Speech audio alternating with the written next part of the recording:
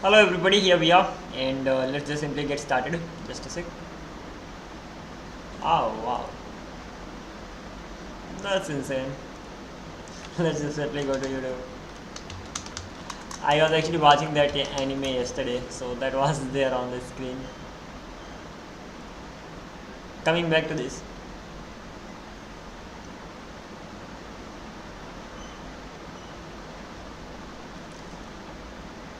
Hmm. So it's mainly time to design the database. So let's just simply see how we are gonna be going through that.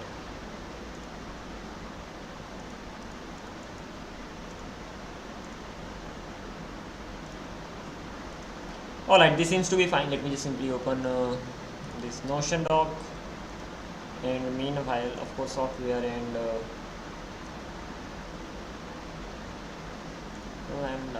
this particular thing we have already gone live on, like designing a database from scratch. And right now I'm just simply gonna be taking care of this particular thing, designing the table, and these are the three to-dos that we have over here. So hopefully we'll be just simply going through them. Coming back to this, I hope I'm audible right now over here. Yeah. So the next thing that we have to go through, that is it is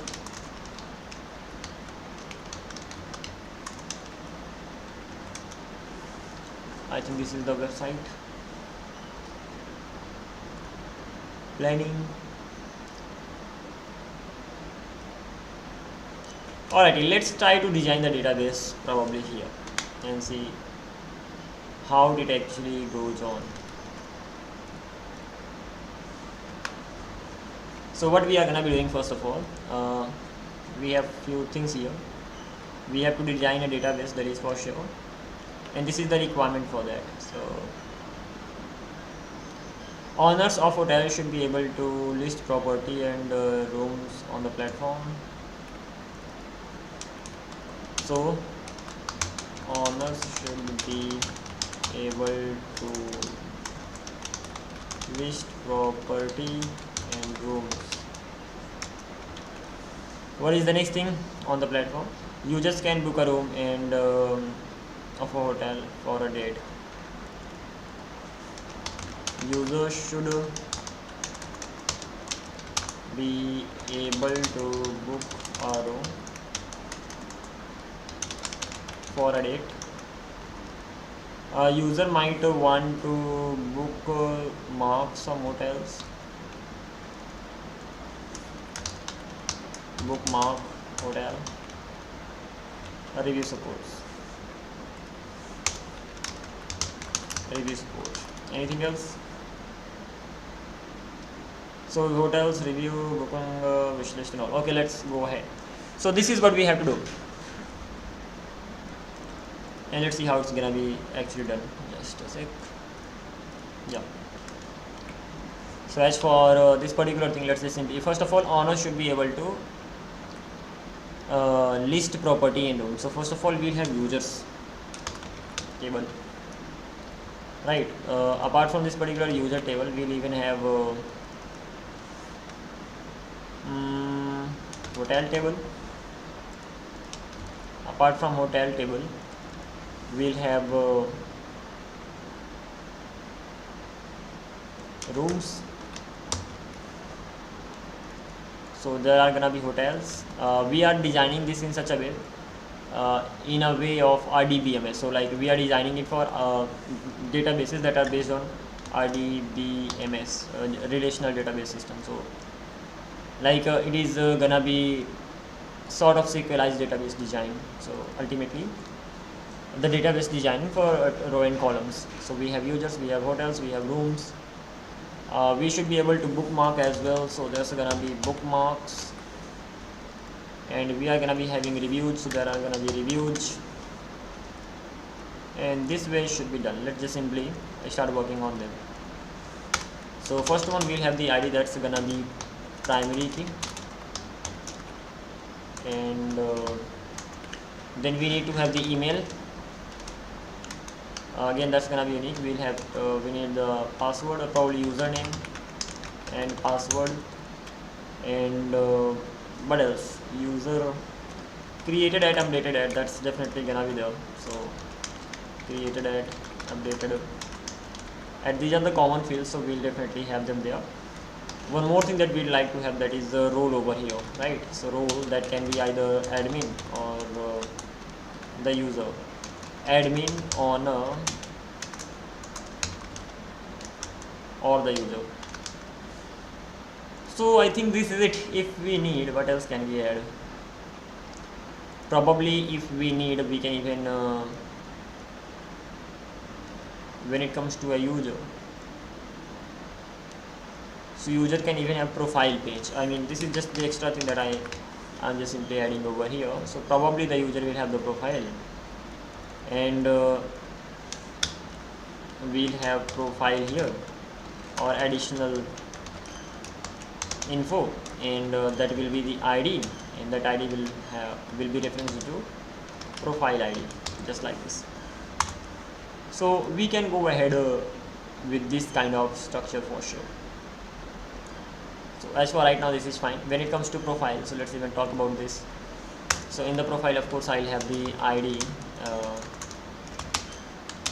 ID, that's gonna be the primary key, and we are gonna be having our address there. We'll have our number there.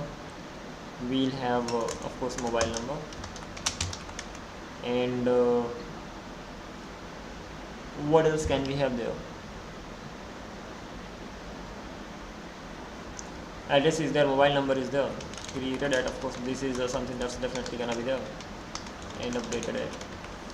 Alright, it can be even better, but for now let's go with this much. This is fine for now. Okay, this is the profile section, and the ID will be referenced here. So profile ID. So this is the foreign key over here, FK. So this particular thing is done. Let's talk about hotels. So when it comes to hotel, it will definitely have the ID. That's gonna be primary key for sure. It will have name. It will have description. It will have address. It will have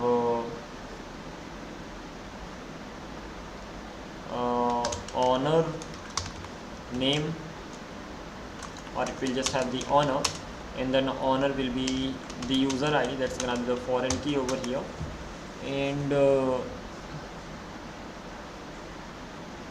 probably not this. I mean, this much is fine,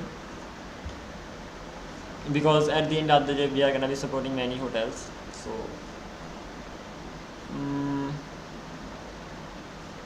what else? The hostels should have its preview images and all. So in that case, we may have hotel media here.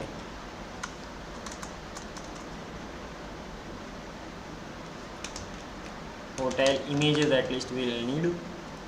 So we need to have hotel images, and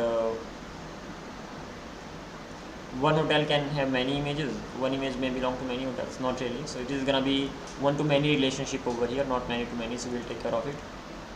Coming back to this one, name, description, address. If we think of something, if something comes up in your mind, you can just simply add that. We'll have the owner ID, and that is it. We'll have created at least these are the basic needs. Again, if I may be forgetting something, so you may just simply add that. Coming back to the rooms, even we need to have one more table, that is called bookings. We need to book the tables, right, as well. So let's just simply keep them here. There's a lot to work on. Even hotel images, we'll just simply, before even that, hotel images or rooms images, I think it should be for both. We even need to have hotel images, and if I'm not wrong, I even need to have rooms images. So that's gonna be rooms images. That's gonna be sort of like this. So when I click on a particular room, I should be getting the images related to the room. If I click on a hotel, I should be getting the sort of hotels, photos and all. So this is how it should be happening. Coming back to this rooms, it should have ID, that's gonna be primary key, and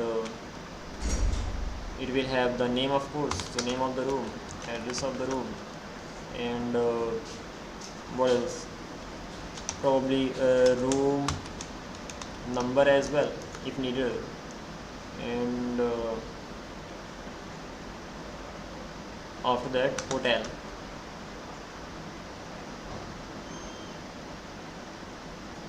Which particular hotel it belongs to, and it will have, that will be reference to hotel ID, that's gonna be the foreign key over here. Now do I need to have the owner here? I don't really think so, because the owner is in the hotel. So if you have the hotel ID, you can get the owner, and once you have the owner ID, you can get the user and all. So this way it can be fine as well. Room number, and we can even have number of rooms inside that. So yeah, in a hotel, how many rooms are gonna be there and all, or we can have more info about the rooms, but let's just be okay with this much. We can have extra detail field over here, and that will be referencing to another table, and this way we can just simply have that too. For now this is fine. We have created it, we'll have updated it, that is it. So this seems to be done as well. Let's talk about bookings now. How you are gonna be, how any user is gonna be booking that. So of course that's gonna be the ID, that's gonna be the primary key, and if there is a user booking a room of a hotel, so there needs to be user ID. Bookings will have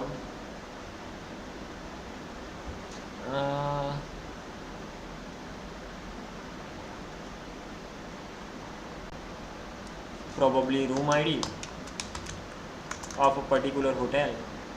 The room will automatically have its hotel ID as well, so it will have room, and room is gonna be nothing but or let's name it room ID itself. So that's gonna be room ID. Similarly, I could have kept it hotel ID, that's gonna be referencing to the ID of the hotel, so it will be referencing to hotel's ID, just like this. Coming back to this one, it will have the room ID, that will be referencing to the room's ID. Ultimately this is going to be the foreign key over here. We'll have what, we'll have the user ID, ultimately who is the user who actually booked this. So user ID, so of course user ID is going to be foreign key over here, and this is just going to be the booking. And what else?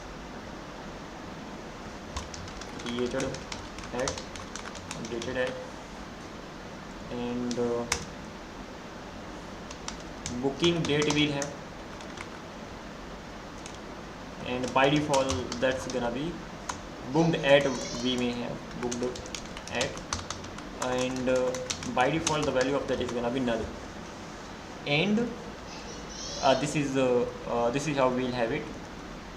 And what will happen, that we'll create bookings for 30 days down the line. So the thing is that the overall approach is gonna be create 30 entries. This is the minimum one, like the create 30 extra entries with booked at null values,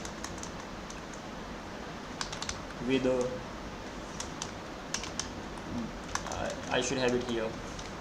Over here what we'll do, create probably 30 or 60, depends on it, 30 extra entries in DB with booked at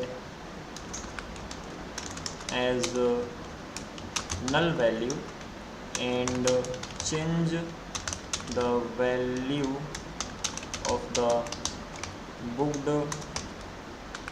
at if that gets booked or something. So this way what we'll be able to do, we'll be able to make a query, and then we'll be able to check whether a particular date has been booked by somebody or not. So this is how it is sort of gonna be going on.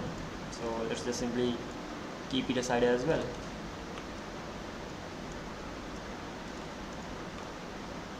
So let's keep it somewhere here. So we have the profiles, hotels, then we have the rooms, then after rooms we have the bookings and some extra info on the booking. Let's talk about hotel images, room images. They are easy, don't worry. Let's talk about reviews. Before even reviews, you can bookmark something. So when it comes to bookmarking it, in that case I should be able to bookmark a hotel. So it will have, of course, ID primary key. I'll have hotel ID, that's gonna be referencing to the hotel, of course, ID, and that's gonna be the foreign key over here. Of course, I have the user ID who actually bookmarked this, so it will be referencing to the user ID. That's gonna be the foreign key over here. It's gonna be created at, and it is gonna be updated at as well. Overall things are fine in this bookmark section, and this bookmark section is the many-to-many relationship between user and hotel. A hotel can be booked by many users, and a user can book many hotels. So many-to-many relationship. As for bookings, even booking is a many-to-many relationship. A user can book many rooms. Not really.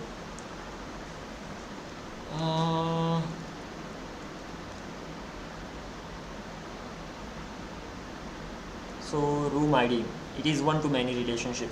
So a user can book many rooms. One room can be booked by only one user. So one-to-many relationship. And if we talk about hotel and a user, so one user can book many hotels, and one hotel can be booked by many users. That's many-to-many. So this is sort of like this. Let's talk about this hotel images. Pretty simple actually. Or just have the images. We'll have the ID, that's gonna be primary key. We'll have imageable type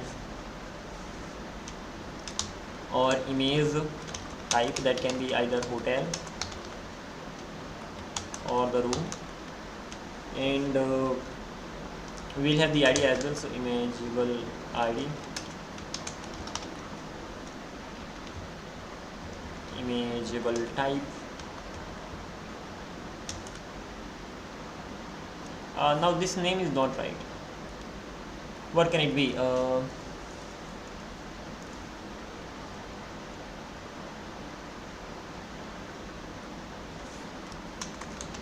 Source type.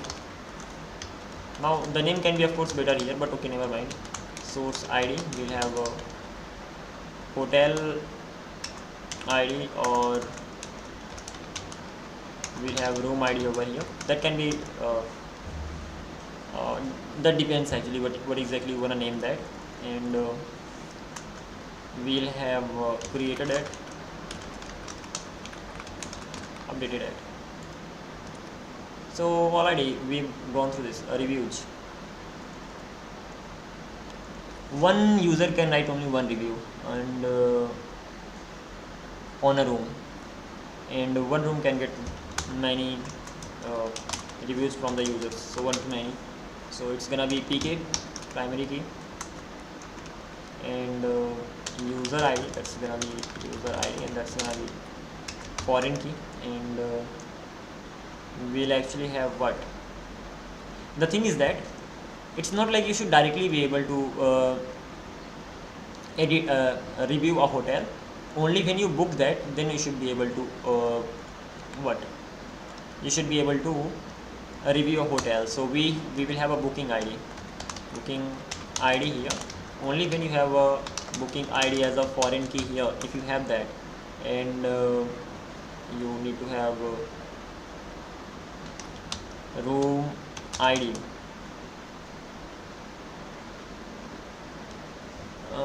booking ID. This was the booking. So only after booking you can just rate a room. So we'll have a room ID over here. Just having booking is also enough, but okay, room ID. and that's gonna be room ID, that's again gonna be foreign key. And now you can have ratings here, and you can have a description or whatever this is called, a rating description. You will have created it, you will have updated it, sort of like this. So overall this is how the things are gonna be looking like, right? And let's see what's exactly being built there. Hopefully everything's up and running. Am I audible here? Yeah. Coming back to this, we were supposed to be building these many things, and we can have 1 month window, 3 month window, or over what availability window. That's right, multiple category of rooms are present. Even category of rooms, we just forgot that. So there can be multiple categories of the rooms as well. So there is a problem that the room that we have, this particular room, it will have room type as well.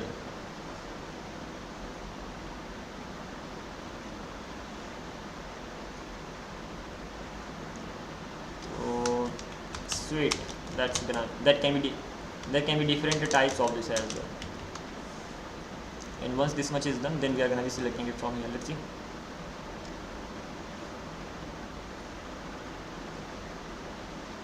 There are many rooms of a category.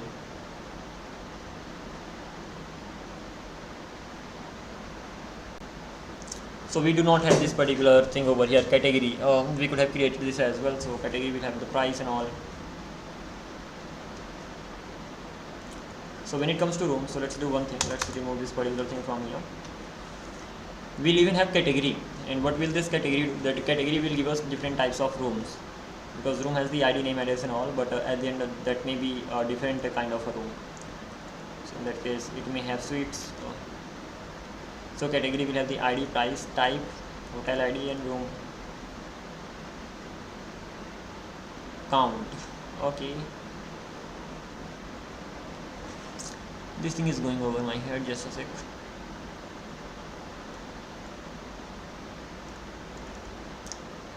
So ID is gonna be there, category is gonna be there, hotel ID, date of the availability. Rooms will have ID, room category ID, hotel ID, date of availability, and booking ID. That can be null, whether that's been booked or not. So select everything from this.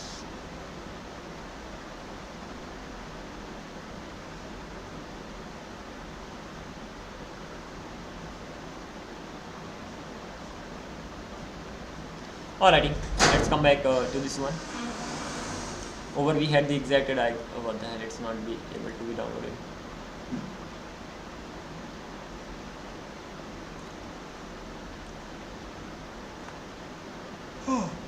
Let's just simply go through this. As for designing the remaining ones, I cannot really speak much here. That's the problematic thing. But at the end of the day, how many things we have here? We have users, we have hotel, we have city. We even forgot this, city and state. Anyway, we have reviews, booking a room, room type. We can have room type, we can have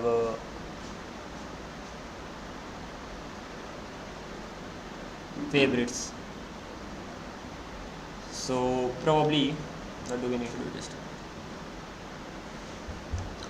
At the end of the day, ID is gonna be mail and password, that is fine. Enum we have here, and then we have the hotel that has the hotel ID, created city, even it has the city and all. That is something we forgot, so we'll be adding that. When it comes to reviews, so that we'll have the booking ID, and booking ID will have everything else, so that is also fine. And we'll have the comment on top of that. Then booking will have the user ID and the hotel ID, and probably amount created and updated at, it should be room ID instead of hotel ID. Then when it comes to room, so room will have the ID, room type, that can be different types, and the hotel ID, that is right. Booking ID, that may be booked or that may not be booked. price and the room. That's right. Room type. There can be different types of the rooms, and this is how it just simply goes on. So yeah, overall things are clear. Again, you can customize the database schema as per your choice, but overall things are fine. We are actually having this bookings separately over here. This bookings has the user ID and all, so you can have whenever you are fetching a room, you can have the booking null here as well. Book the date, that's gonna be by default null, and later you can just simply change this, and in that case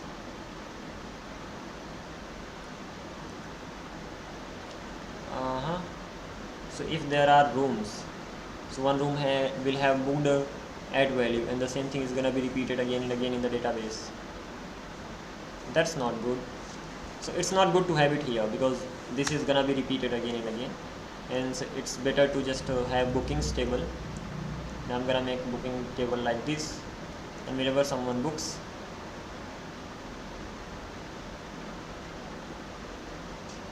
just a sec, how can I optimize it? We have booking table, room ID, user ID, and it is only created when someone booked, right? So this should have only this much.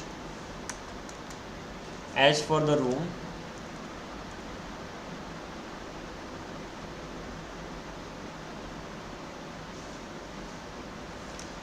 let's have this booked at here.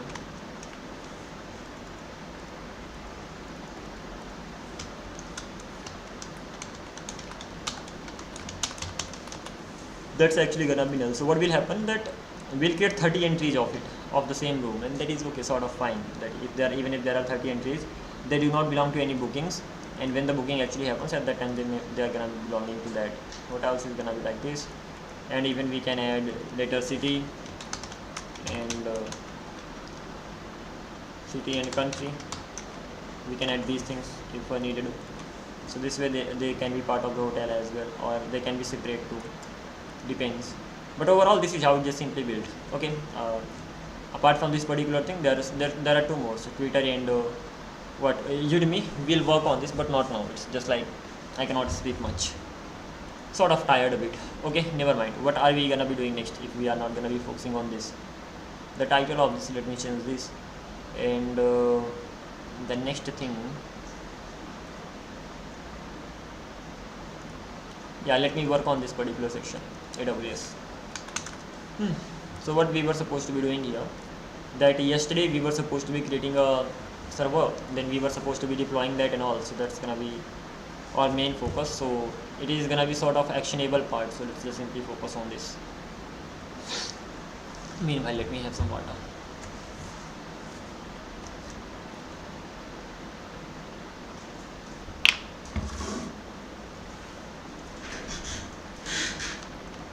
Alrighty, coming back to this one, hopefully it's gonna be loading soon.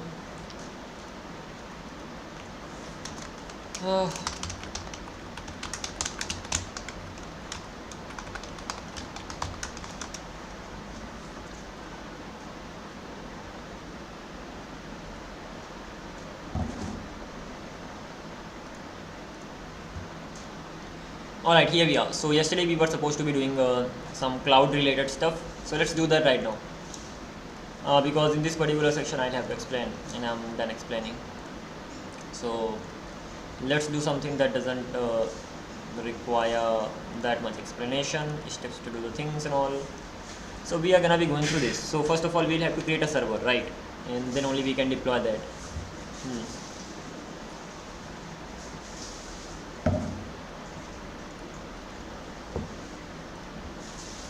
So ultimately, what is our goal over here? Let's just first of all define that. The goal here is gonna be create a server. After that, yeah. So going to create a server that can be using anything. Then deploy that write CI CD pipeline, deploy that on EC2, and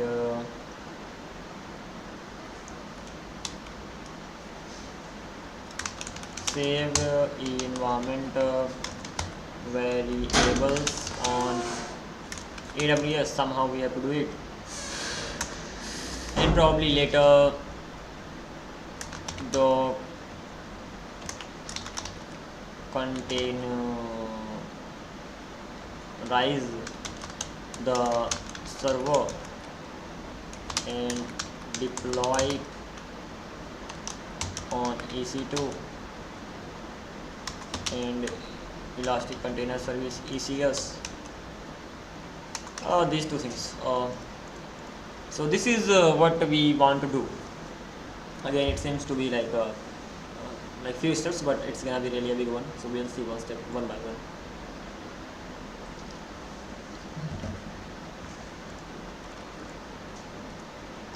So what are we gonna be doing? First of all, what are the steps here? Let's just simply go through the steps. I had those steps written. Even this is not enough. We are gonna be using one more thing. That is gonna be use Nginx for reverse proxy. Use certbot. So ultimately these are the things that we have to get done. And as for the steps over here, these are the steps. First of all, setting up EC2, create an EC2 instance and appropriate Amazon machine, usually Ubuntu and all. If needed, attach additional EBS volume for storage. Create an SSH key pair, then done the public EC2 instances, done SSH EC2 instance using the blah blah blah. This is what we have to do first of all. At least this particular section is easy. Later we will see what needs to be done.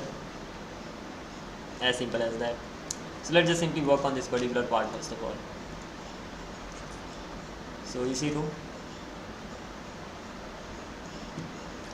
This is gonna be, but before even that, let's create a server. We need to do that too as well.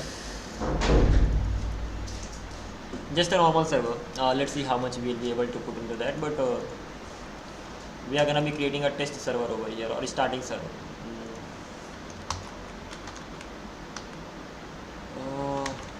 Test server. This is gonna be the server that we are gonna have here. Let's just simply open that. And once this particular thing got done, ls bun dev. I'm just simply gonna use bun here. Yeah, let's just simply use this. That's gonna be fine. Blind.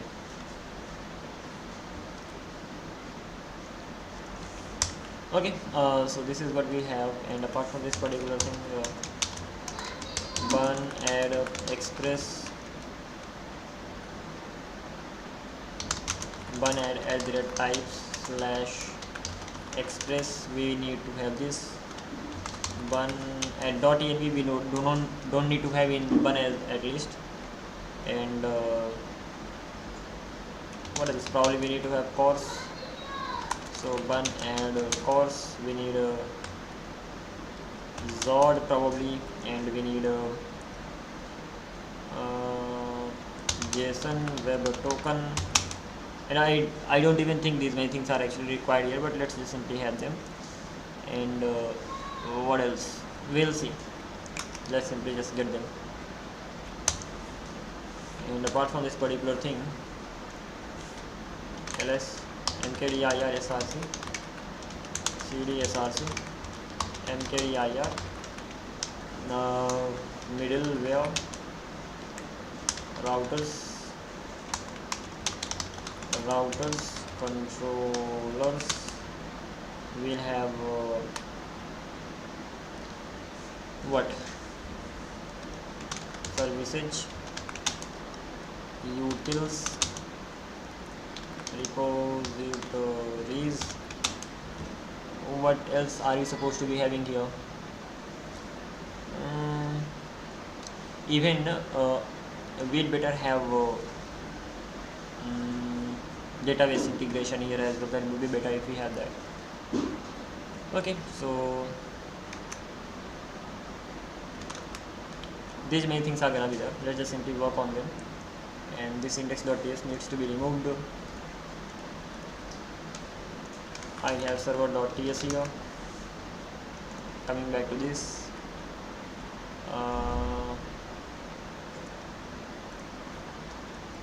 I need to have DOM here.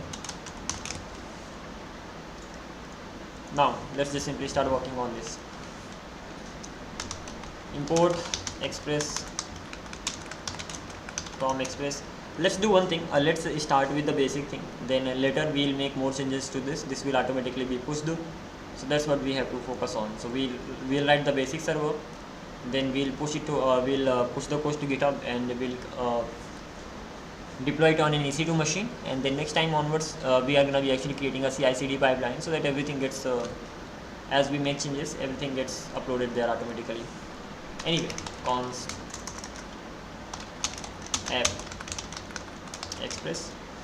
I need to have a config folder here as well, so config, I need to have .env folder here.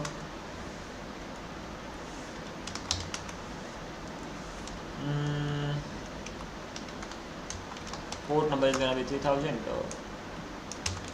Node env, that's gonna be development. As for right now, this is fine. And app.listen,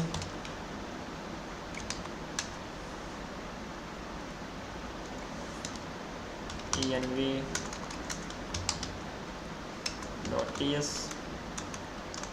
export const env config. Port is gonna be process.env.port, or it's gonna be 3000. Coming back to this one, env config.port,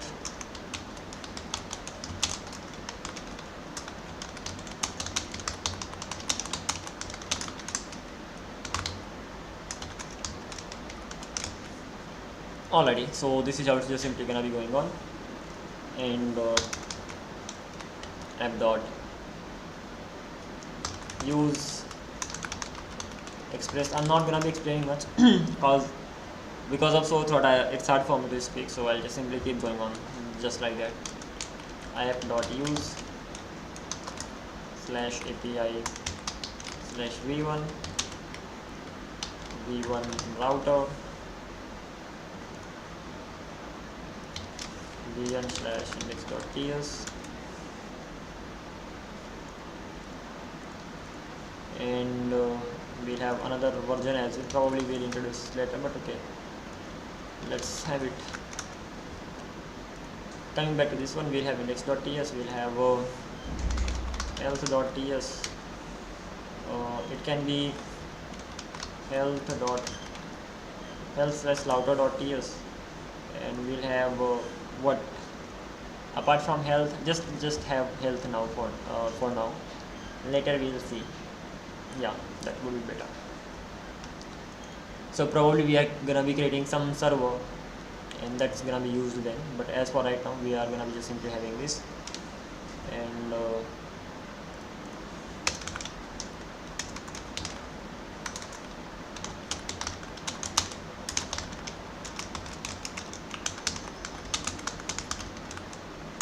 export default router.use /health router. Again, we need to have it here, so for that I need to create the health router just like this. So this is gonna be router.get /get health, and we need to get this handler, or this can be controller as well, get health controller. I'll just skip it, get health, that's gonna be very fine. So health controller.ts,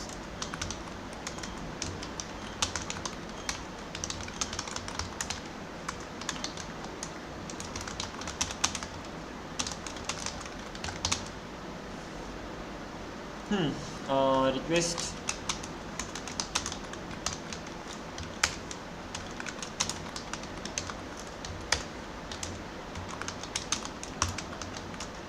next function. As for just simply returning from here, I'm just simply gonna say response dot status. That's gonna be 200 dot json success to message. Okay. Oh, this is gonna be fine. So ultimately this is here. Coming back to this one, just simply gonna import this. Coming back to this one,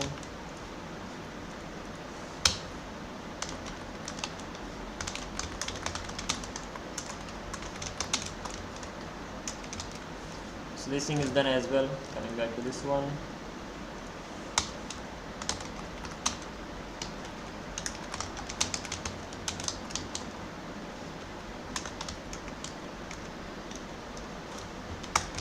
okay.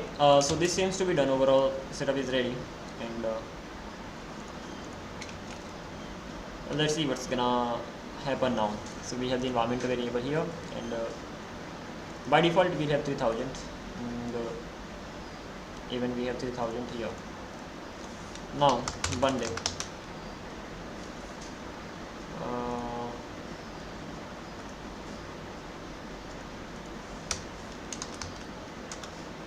Scripts dev, that's gonna be bun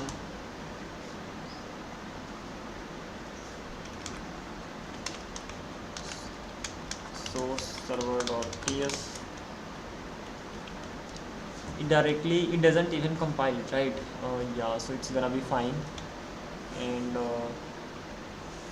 even for start, we'll have bun src slash server.ts. Server is running on port 1003, port 3000 actually. So localhost 3000 slash API slash shell. Well, yeah, here we are getting the message. Right now it's time to just create a CI/CD pipeline. Now the question is, how do we create a CI/CD pipeline? As simple as that, we have to even push it. First step is done.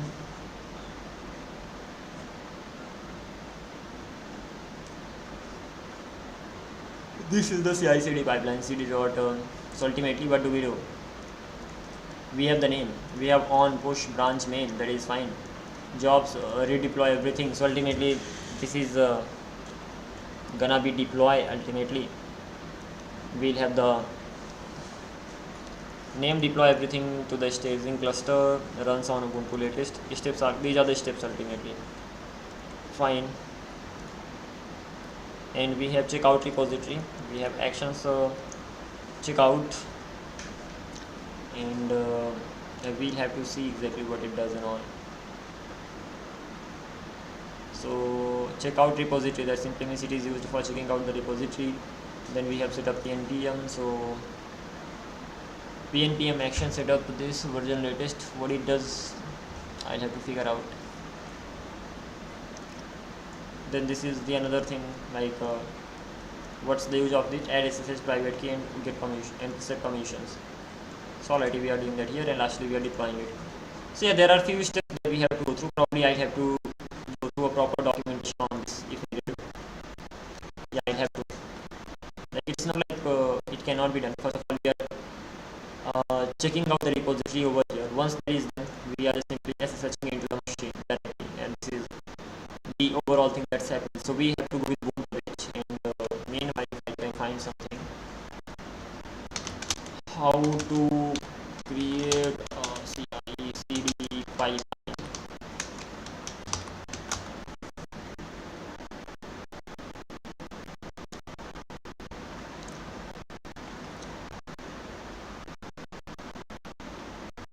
This one should be fine.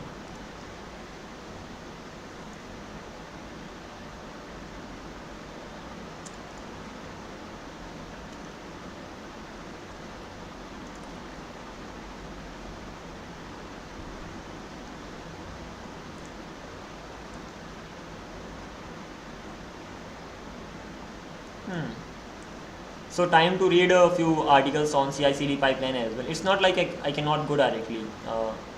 I already have these CI/CD pipelines ready, so I can just simply copy paste, make some changes and all. But until unless I have knowledge in depth, it doesn't really matter.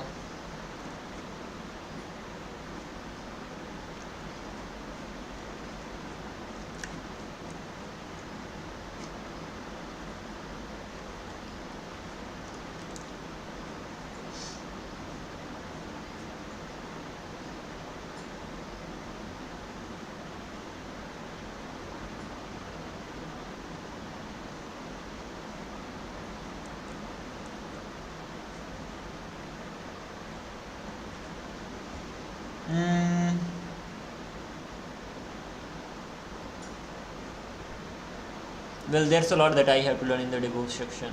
Like I have just the rough knowledge, overall knowledge about everything, but I'm not good at anything. That's the thing. But that's good. Once you have the overall knowledge, then you can just dive deeper into the things.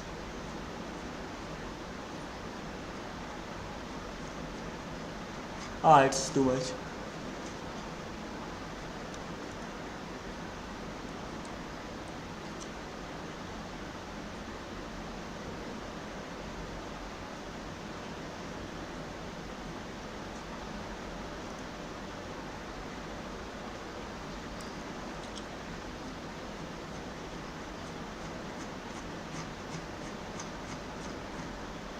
So ultimately, this is the one. This article is a sort of good that I got.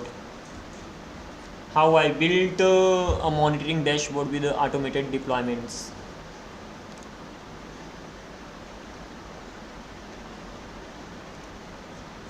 That's gonna be great. So we are gonna be going with this, but unfortunately, it's actually hard for me to speak right now. So let's close everything else except the first one. What the hell? I close that first one itself. So we are gonna be going through this particular section. So ultimately, we have to follow all the steps and get it done.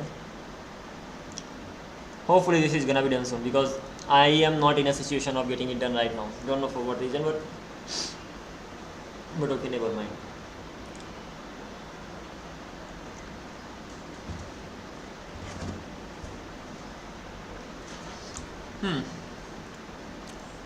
How long has it been anyway? Just 47 minutes. Crazy. The server is over, or we have to just simply deploy it. That's something I'll get done, but not now. It's just hard, and not hard to code. It's just like hard at mind level, not feeling like speaking at all, and hence I'll do something that just simply asks me to code, nothing else. So in that case, let me change the title, and that's gonna be working on Excalidraw clone. That is it. Because if I want to deploy that right now, I will have to go through those articles, so I'll have to read, and that reading is something I'll do it by maybe by the evening or something, but that's fine. Okay, let's work on the Excalidraw clone. Ooh. Here we are. Okay, that's gonna be fun. Let's just simply run this. And what were the things we had to do today? Probably we have to resize it today, right? Yeah, we have to focus on resize. So clear it, bundle. So let it actually start. It's already as for this article, I have to go through this article for sure. So let me just simply, and don't worry, by the evening I'll get it done. It's not like I won't once my thought is on track. Okay, canvas.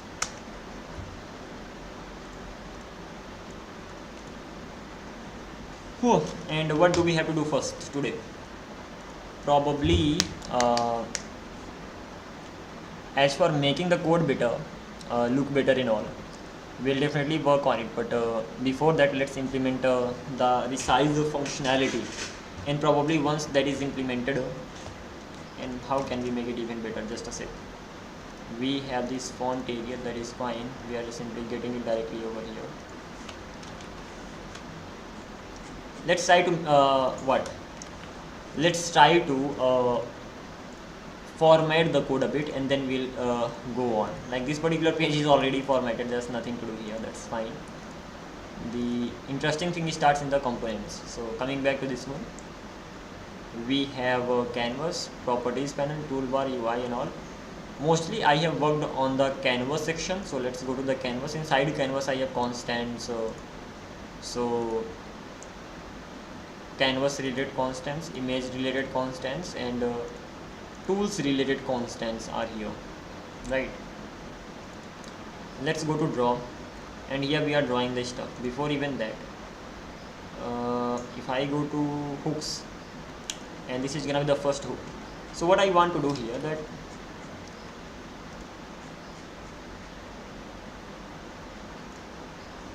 has it been compiled? No, it's still compiling.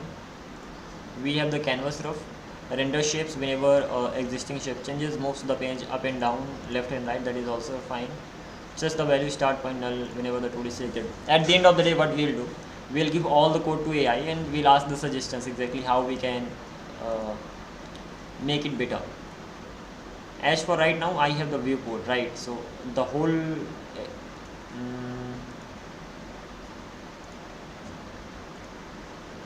let's get it done later, like this redesigning stuff. Rather we can work on the functionality part so that it works, and then we can just keep the right thing at the right place. Fine. Coming back, what the heck?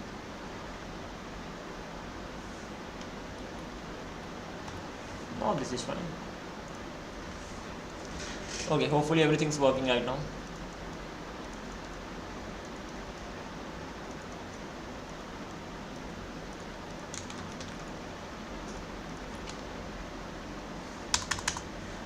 Okay,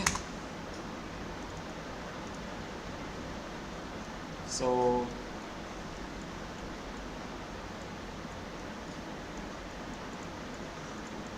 yeah, we are actually able to move the things here and there, that is fine.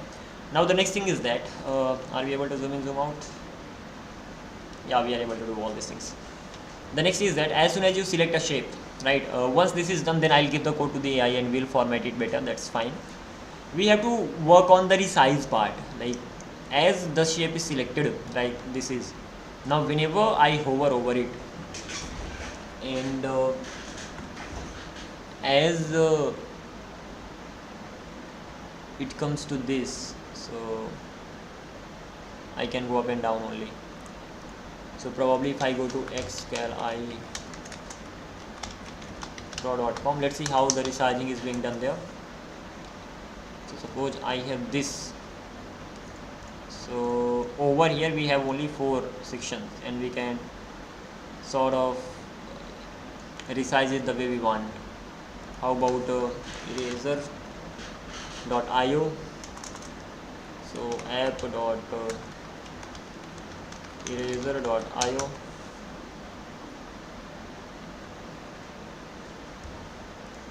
extra. Let's get rid of this section, and if I draw a rectangle, okay, it even looks the same. So that is all right. We can even do it like this way.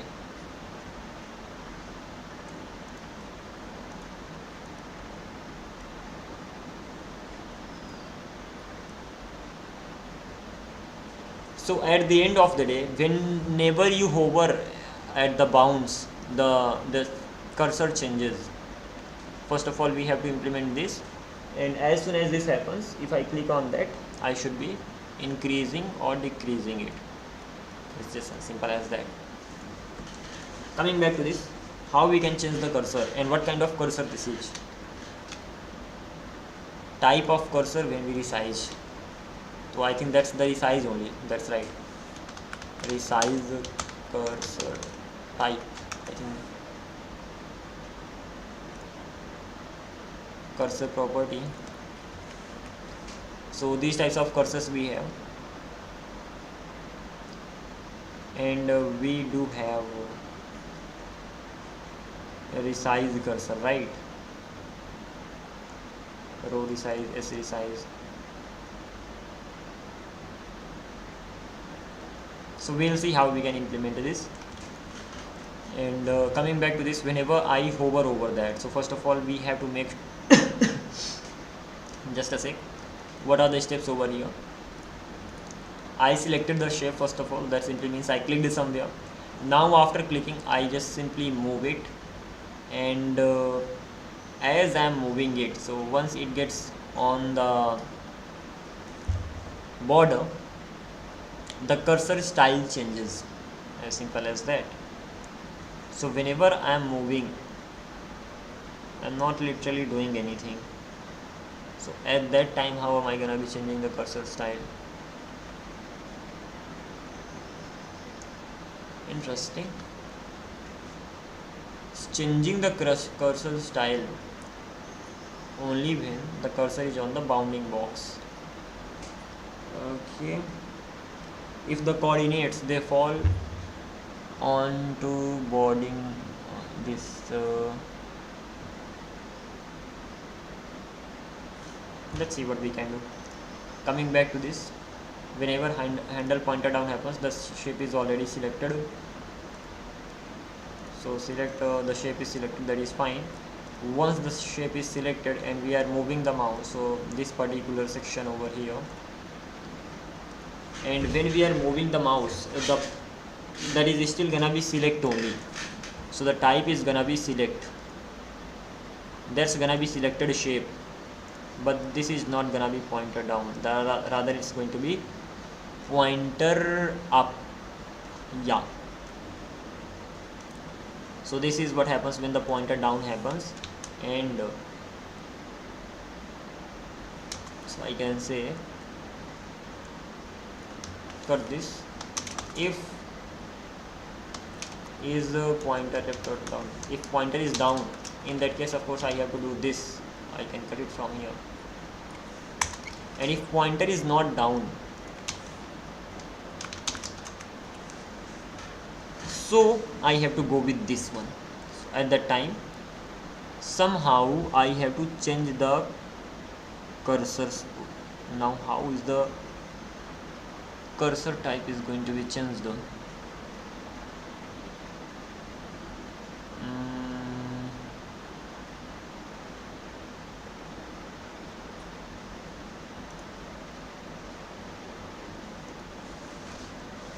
How to change the type of cursor?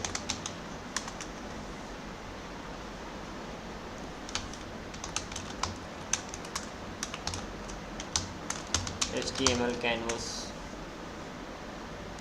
Change cursor depending on the canvas. So coming back to this,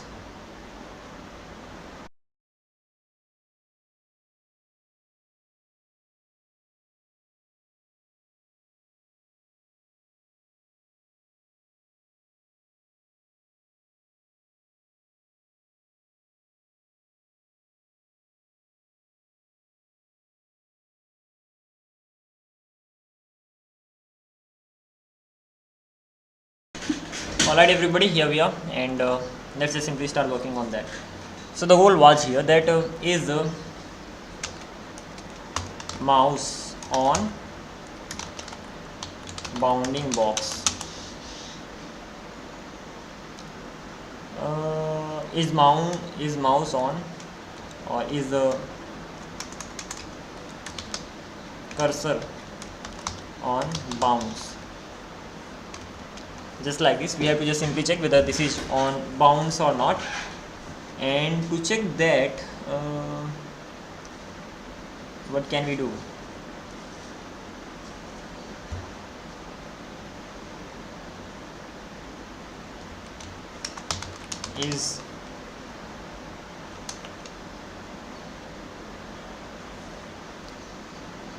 Is mouse on bounce? What do we have to do in that particular case? We have the selected bounce right now. We have to check the cursor's current position. So whenever we move, we already get the end point here. So at that time we have to just simply check whether the end point is what if end point falls onto the canvas. Got it. Not even canvas, that particular point.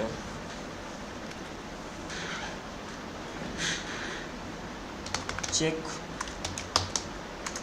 cursor on bounds, and of course we have to create it. So what do we need here? So when it comes to checking this, at that time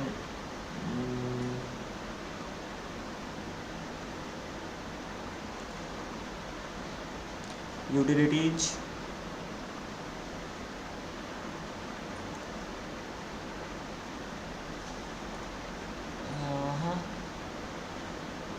this is related to geometry, right? We are checking the, yeah, right. So in that case bounding box is here, and this is related to the bounding box itself. So get bounding box, export,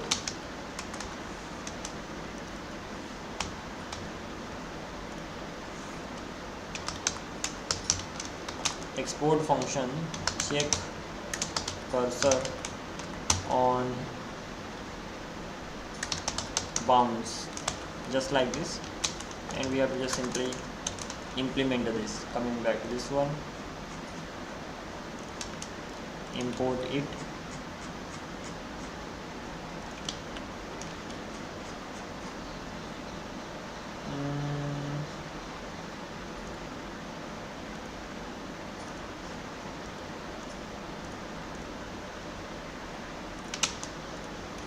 now this is fine, hopefully. Coming back to this, check cursor. So ultimately I have to pass the end point, and I have to pass the bounds.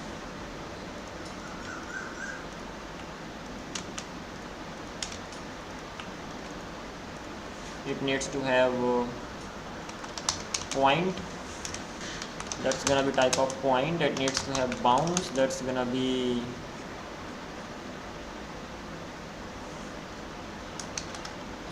selected shape bounds.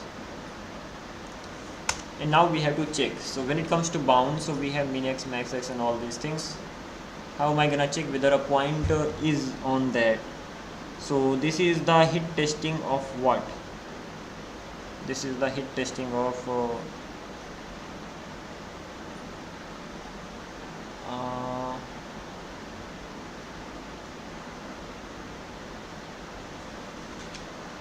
so we have to hit test, but we have to hit test for a canvas, sorry, rectangle, because that's gonna be rectangle all the time. So in that case, how can we do that? Const min x,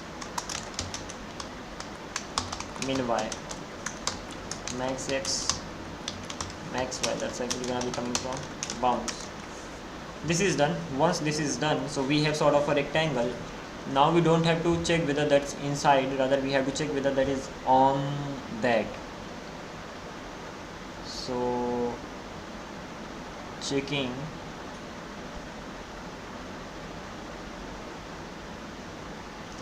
so it could be sort of like this, that if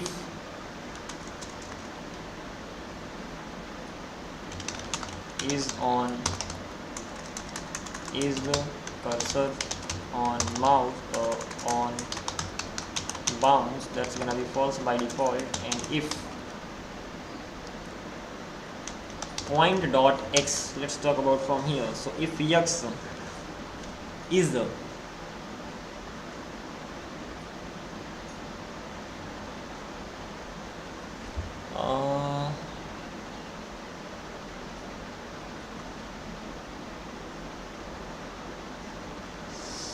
how can it be? It cannot be exact as well. Just a minute.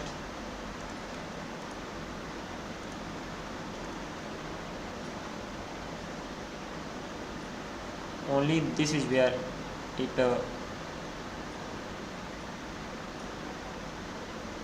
yeah, selects. Okay, that's fine, understandable. In that case, the point x that I have, if that's triple equals to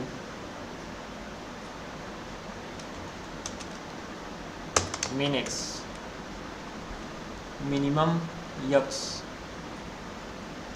and minus tolerance, or point, this is for the first line. So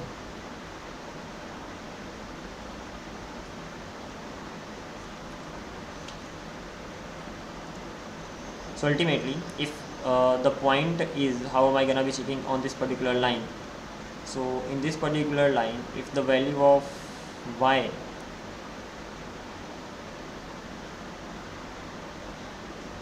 is the value of point dot y, so in that case, that's on this line. The value of x doesn't really matter because it is always this, right? So in that case, if point dot y, let me fix it. If point dot y is gonna be triple equals to what? Min y, and let's talk about this line. In this particular line, the value of x is gonna be the same. So max x should be equals to point dot x. So point dot x should be triple equals to max x, or this line x is gonna be changing again. Point dot y should be max point dot y. So point dot y should be triple equals to max y, or this one. Y changes but x remains the same. Point dot x should be triple equals to min x. Already, let is cursor on bounds, that's gonna be true, else that's gonna be by default false. Hence we are gonna be returning is the cursor on bounds from here, and once I return it here, I'm gonna be getting it here. Once I'm getting it here, by the way, the value of this bounds can be null as well, hence I'll have to make sure that only when if I have the bounds, I'm gonna return from here. No, okay, it cannot be null. I should have read the error earlier.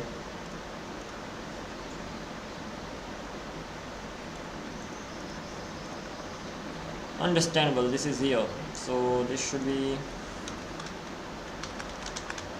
selected shape bounds. Now it can be null, so I have to go with the previous logic.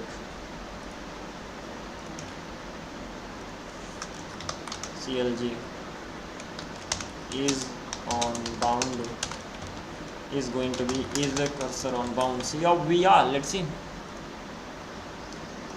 Reload the page, draw the rectangle, nothing is happening. False, false, false, false, false. True, right? False, true, false, true, false, true, false, true. So now we have to do what? We have to change the canvas style. Do we have the canvas ref here?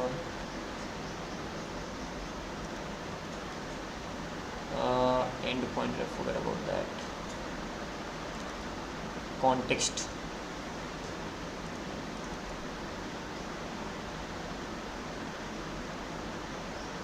We have canvas ref, so canvas ref dot current, then we can change it. So in that case, what am I gonna do that here? So in that case, if is cursor on bounce, so canvas ref dot current dot style, and that's gonna be cursor, that's gonna be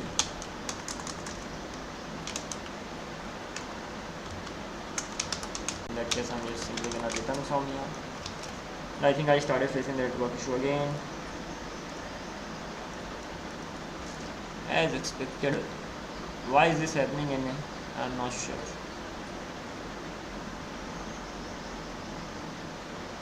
Well, this is not bad, at least I have some here. Coming back to this thing, it is possibly null, so canvas dot ref dot current, this thing is done. Resize, does it work? It doesn't seem to be working. Yeah, so how to resize it?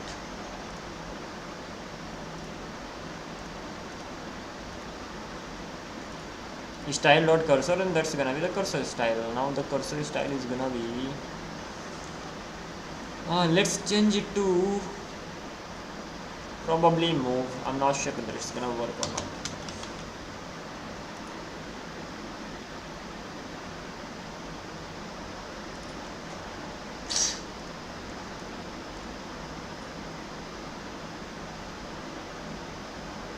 Now it is never changing back.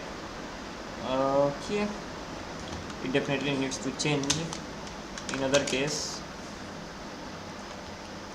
this needs to be none, and anyway this should be s resize.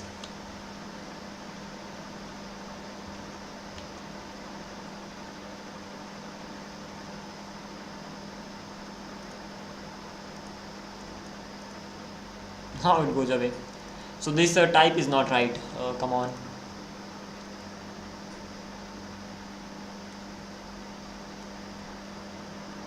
Cell column resize.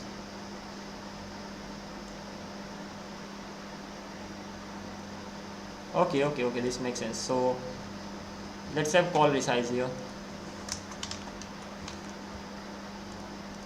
It will be top to bottom, I think, in that case. It definitely changes as per the column or the row, so we'll have to fix this thing as well. But coming back to this,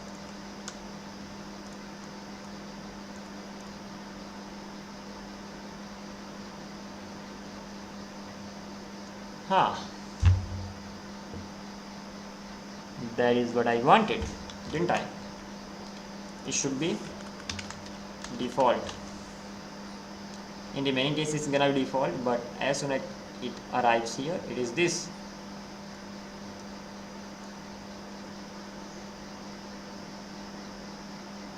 Now we have to change this thing as well. That is the mouse can actually be check a cursor on bounce, and we have to return two things: whether it is on the row or on the column. Is cursor on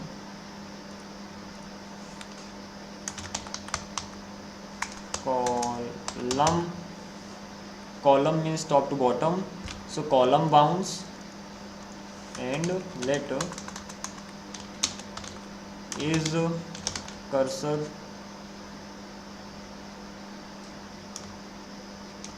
on row bounce. That's also gonna be false. So is cursor on column bounce, is cursor on row bounce, and second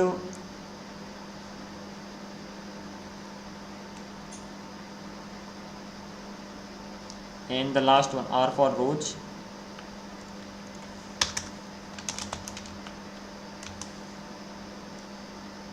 Because we have AX over here, and the first two ones are for column.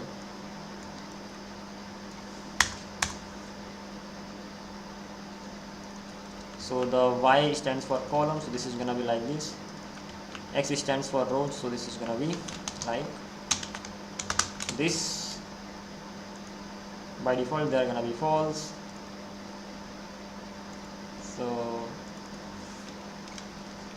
is this is cursor on row bounds, is cursor on column bounds. I'm just simply returning this. So now I'll get two things here, is cursor on column bounds, is cursor on row bounds. Once I got this, if it is on column bounds, I'm gonna be implementing this, else if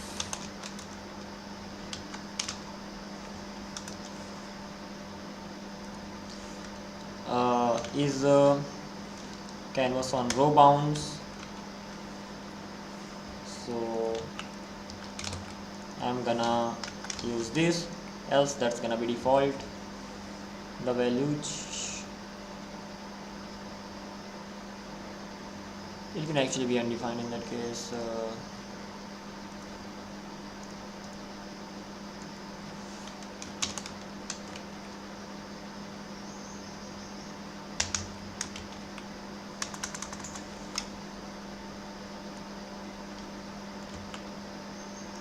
That's gonna be the return value, boolean and boolean.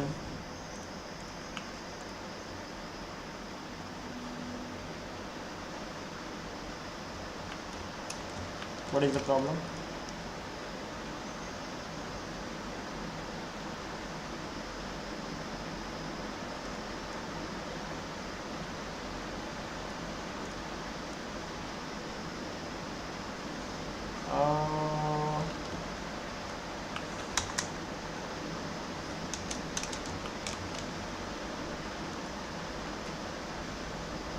Undefined is not assignable to this and this.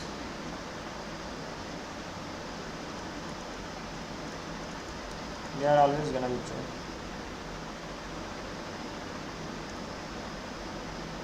Okay, this thing.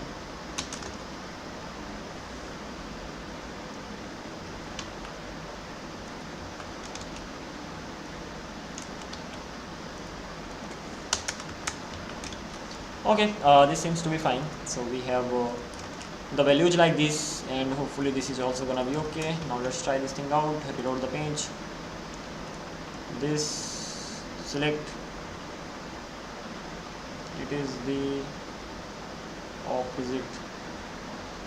Yeah, it's just the opposite. What did I do? If that is on row bounds, then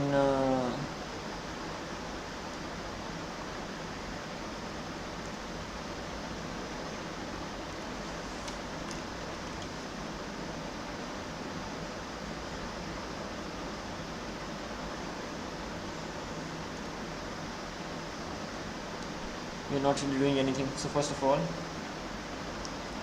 if there is column bounds, column is top to bottom.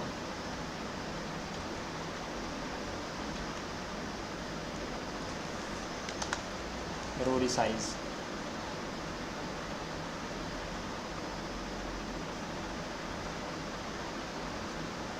Okay, that's fine, and this should be column resize, just like this. But the way we are checking it here, check it out. This particular thing over here,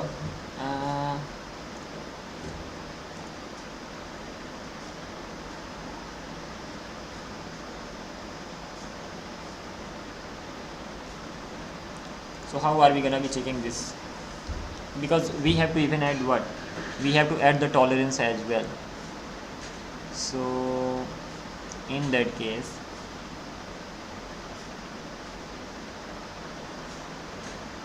considering we have to add the tolerance, because this is okay but not that much, because yeah, it's just too less.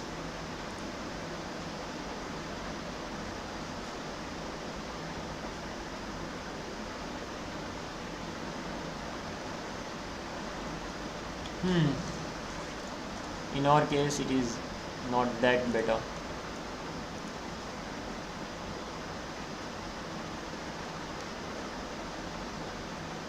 In our case, if it is exactly on the line, on the bound, then only it works. If it a little up and down, then it goes blind. In that case, how to calculate it here? The point x value that I have, max x, okay, I'm talking about this x value, that simply means rows. So left and right, top and bottom. Coming back to this one, let's talk about this. So if the x is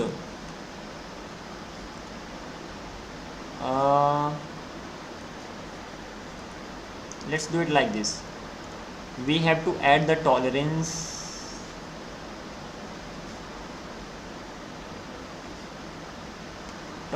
does not need to be added, bro. Or does it need to be added? We need to increase it. Let's try to add the tolerance. So this is the top point, so it should always be, point x should always be less than or equals to max x, and point x should always be, so it is less than or equals to max x, and it should be, let's add the, it should be greater than or equals to max x minus tolerance. This much. This is the first one. Same thing will go here. So point x should be, now it will be opposite, it should be, what was here, min x. Come on, this is max x, bro. So max x means this particular section, the right section, max x, the right section, yeah. So it should be less than or equals to the max x. Okay, that is fine. It is going to be less than and equals to and greater than this tolerance. That makes sense. As for min x, it should be greater than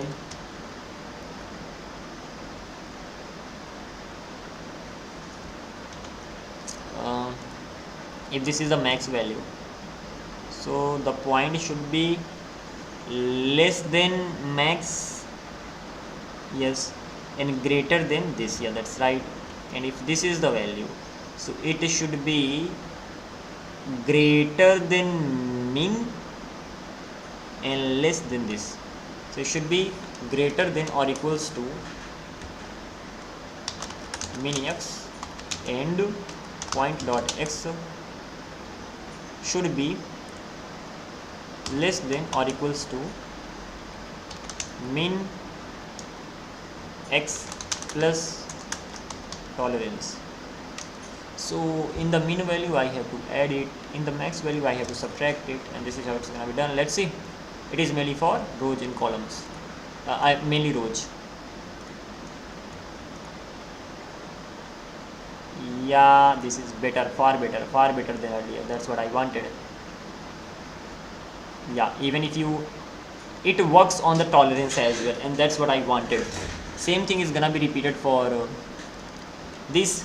So if point dot y that I have, so first of all let's talk about the minimum y.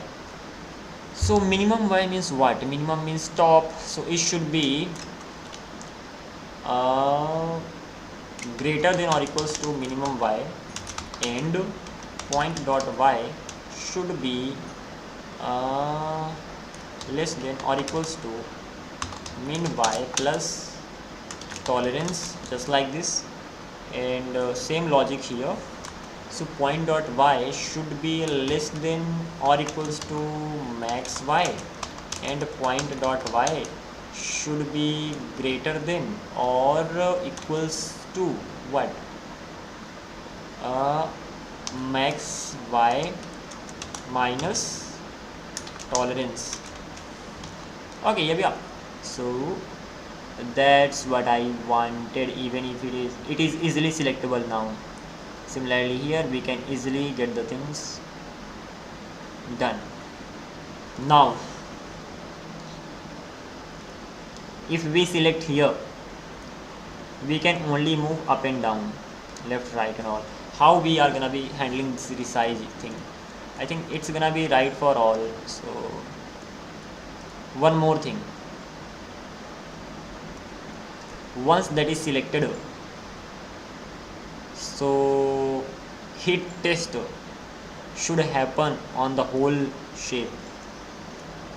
This is something you have to fix, bro. There are many things to fix, come on. Hit test on the bound. Yeah, okay, never mind, I'll have to do it anyhow. So the next issue is that as soon as I click on that, now it got selected, right? Even we are able to get this change in the canvas, that is fine. Now if I click on the shape, that is fine. If I click, even if I click outside the shape, as long as that is selected, that should be fine. Means what? Now whenever I click,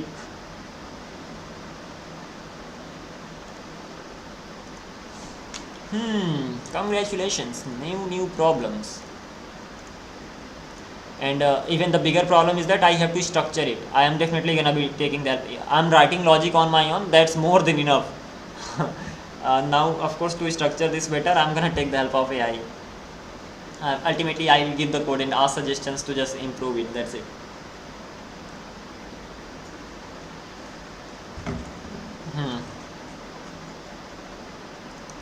So whenever pointer down happens, at that time, what I'm saying, that if that is select, so I am checking the bounding box, if shape is at that position or not. So we are passing the start point and we are passing the shapes, right? We even have to pass the bounds. Why?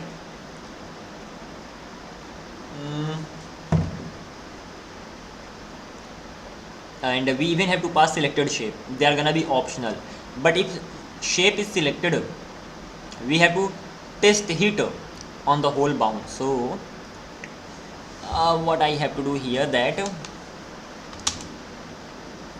I'm gonna be passing bounds. So selected shape bounds. First of all, selected shape I have to pass. Well, I don't really have selected shape here, that's insane.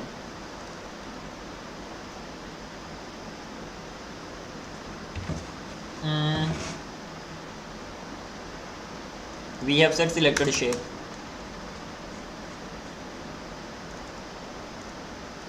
We have selected shape, bro.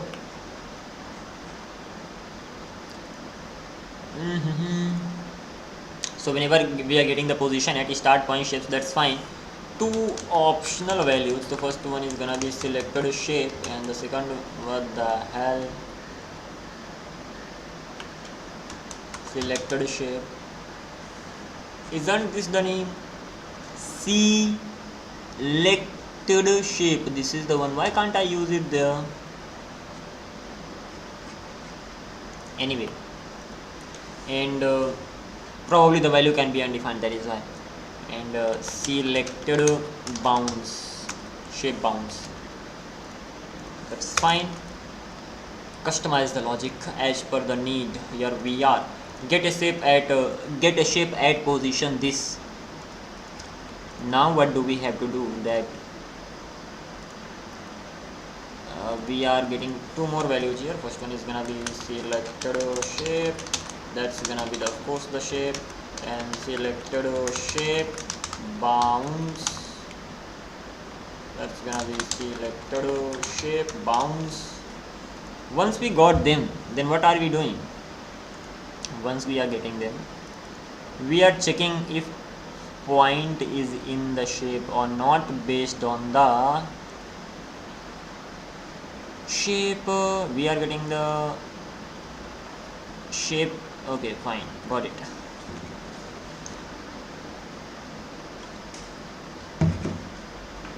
When it comes to heat testing, so we are looping through all the shapes and we are gonna be checking which shape is selected, and at the end of the day I'm gonna be just simply returning that particular shape. The thing is that get a shape at position, there could be also possibility that the shape is already selected and now we are checking it with the reference to the bounding box, right? So in that case,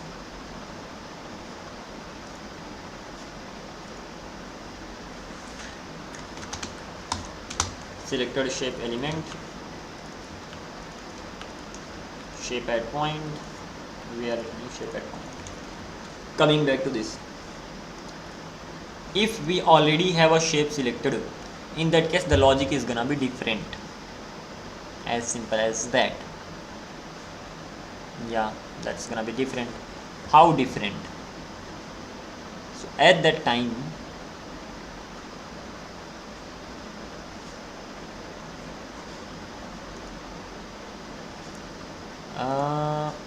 let's do it here. So what I'm gonna do that if selected shape is already there, else selected shape is not already there. So if selected shape is not already there, we'll go with the normal way. But if selected shape is there, so we have to create const selected shape element. One more thing, the shape was already selected. Now we are clicking again, and if we click on the bounce to,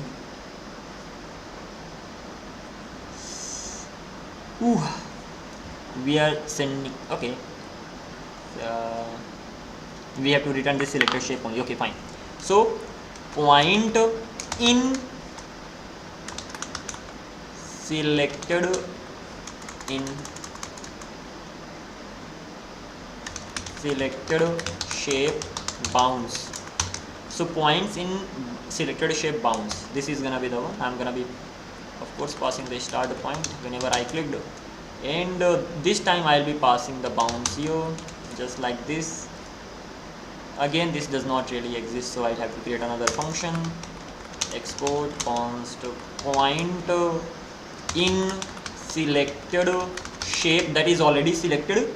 Now I'm checking whether the point is in the bounds or not, as simple as that. Here we go.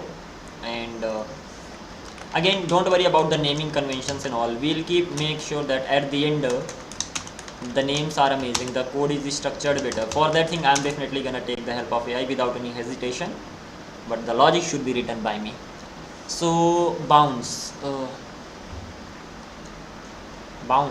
selected shape bounce, fine.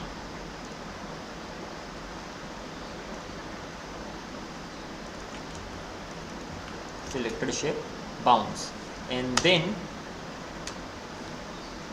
selected shape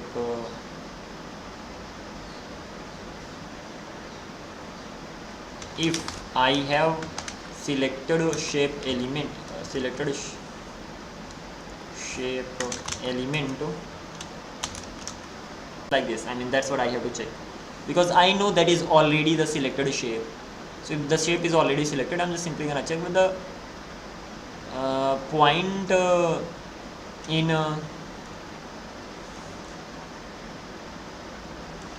it should be is point in selected shape, that is what I want. So just return true or false and the job will be done.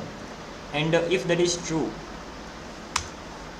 so let a shape point at let is point in selected shape bounds. is point in bounds, is point in bounds, that's gonna be by default false, of course. And is point in bounds, that is gonna be like this.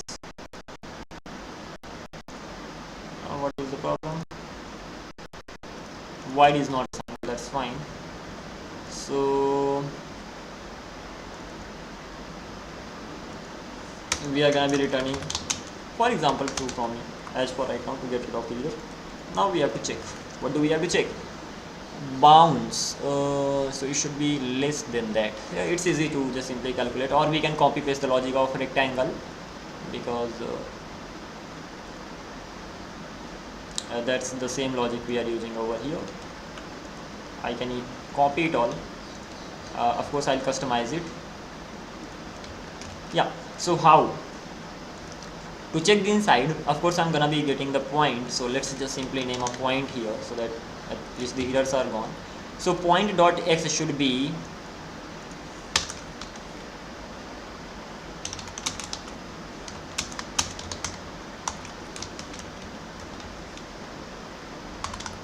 min x, min y, max x, max y. Yeah, so point dot x should be minimum. Think about it. It should be greater than, it should be greater than min x. Do I need to add the tolerance? Not needed. Tolerance doesn't need to be added. That's already the max bounding value. I need to remove the tolerance from everywhere. First of all, I don't need the tolerance. Tolerance is sort of the extra space that I'm giving for click, but here it's not needed. And y, so y should be greater than or equals to minimum y, and then it's gonna be pretty simple. Point dot x should be less than or equals to max x, and it should be max y. Alrighty, the logic is written, and at the end of the day is inside. So I'm gonna be returning true, otherwise I'm gonna be returning false. And let's just simply get rid of this, and done, and coming back to this, done. So over here selected shape, then I'm checking if is in bounds. Okay, that's fine. And then we have shape at point. Now what I'll do here, if is point in bounds, in that case I'm gonna be returning selected shape already, otherwise shape at point. That is it. Again, this can be even simpler. AI will make it simpler, as long as I understand. For now that's enough. Coming back to this one, selected shape. What is the problem with this? It can be null. Selected shape, the type can be null as well, and bounds can be null as well, so it can be null as well. So in that case, the place where I'm passing them, the value can be null as well. If not bounds, in that case I'm just simply gonna return from here the value that I'm actually returning. It can be undefined. I am always gonna return boolean from here.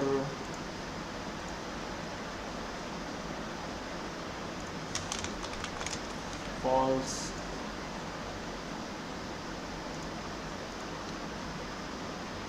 Block is scope variables before its declaration. Selected is, that is why I was facing the issue. This thing, so that equals to this.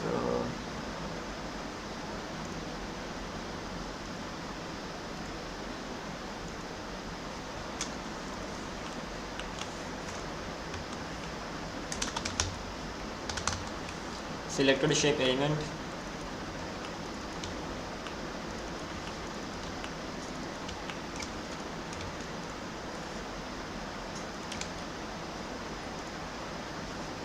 let's check this thing out. I don't know what I've done. I have the idea exactly what I've done, but let's see. Okay, that's fine. Let's move it aside. Yeah, here you go. Like, if you click outside, that's gone. Now if you click on the shape, that is there, but even if you click on the bounding box, that is still there. That's what we wanted, didn't we? Let's keep it aside. Circle. Even if I'm clicking outside, that is still remains there. Ellipse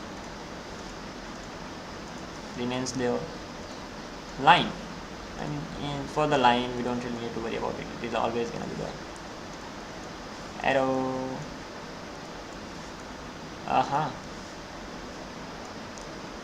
Now if we select, I need to click this. Now if I select this, and even if I click outside, that's completely alright. And text, here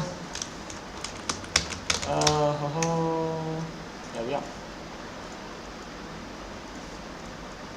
Alright, so it makes sense.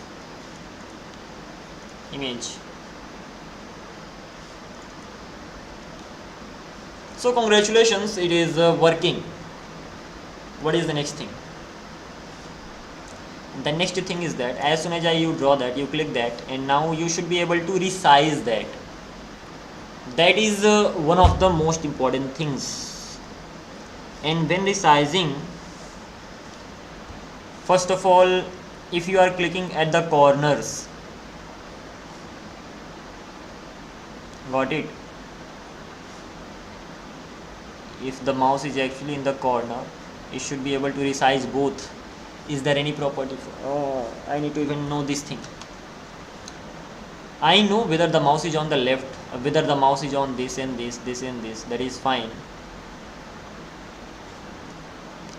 But when I resize, only this particular part should be getting resized. In that case, I even need to know which part it is. Fine.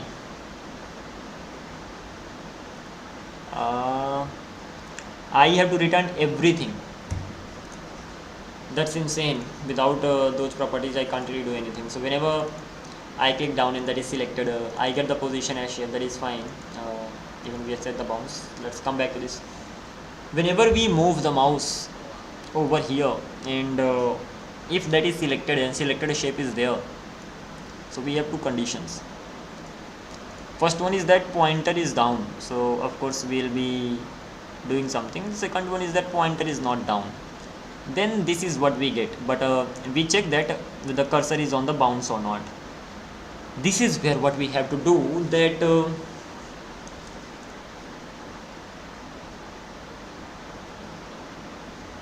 we have to return if it is on the left corner, right corner. Oh my god, so many conditions. But without those conditions, I don't think it's gonna even work. So we have to exactly check where the mouse is, on the top left, top bottom left, right, left corner, right corner, bottom left, top left, top right, bottom left, bottom right. Oh my god, we have to take care of this. Coming back to this one, this much is not enough, because if I do not know that I am on the right side, how will I just simply increase or decrease, or ultimately how will I resize only on the right side, right? So I need to know where my cursor is with respect to the shape. Good. So now what?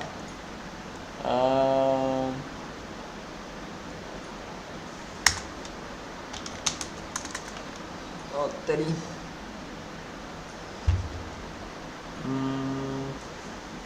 Const cursor position.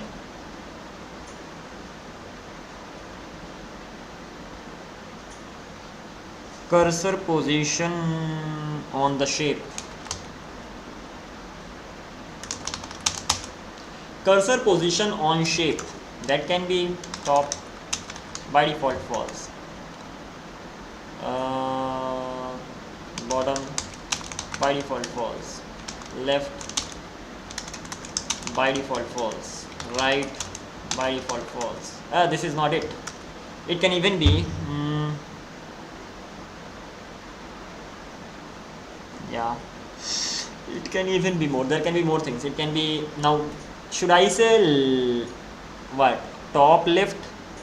Yeah, top left, top left, or left top. Let's go with top left. That's gonna be false. Top right, that's gonna be false. Now the way I'm writing, that's wrong, so let's use this and this. Then we have bottom left, that's gonna be false. Such a crazy thing this is, yeah. Bottom right, this is also gonna be false. And I think the time when I calculated my what, when I use this way, whenever I draw the bounds, when I drew the bounds in the draw folder, selection, when I had this, I had edges and I had corners, not even this, corners, edges, midpoints, yeah, that's right. So midpoints were decided like they were decided like this. Hopefully later AI is gonna be make it simpler. As for right now, this is what I can think of, that I have to know where my mouse exactly is. On the basis of that thing, I have to change the type of the cursor, as well as we have to use different logic to resize it, as simple as that. Okay, coming back to this, now I'm gone. Why I'm gone? Now it needs to be for all, so the first that I'm actually checking at, let me have some water, then I'll continue.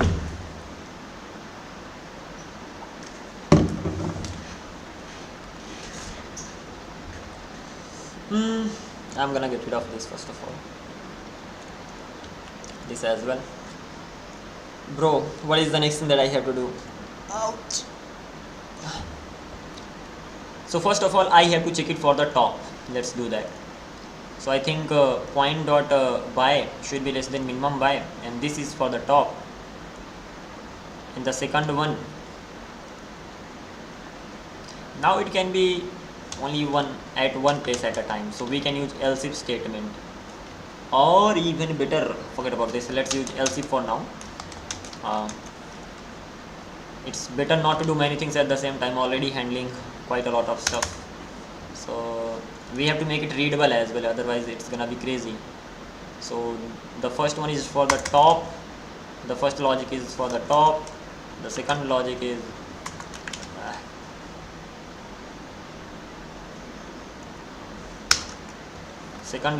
for bottom,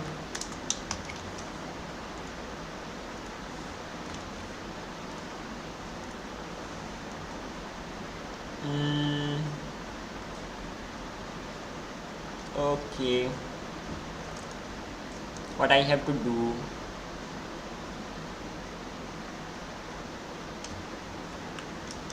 this is better, top, bottom, left, right, right. So max ex is right, min ex is left. So let me cut or copy whatever, else if this, else if this is just the starting, bro. Max will always be on the right anyway. So this thing is done, and let's get rid of this now. And now, so first one is for the top,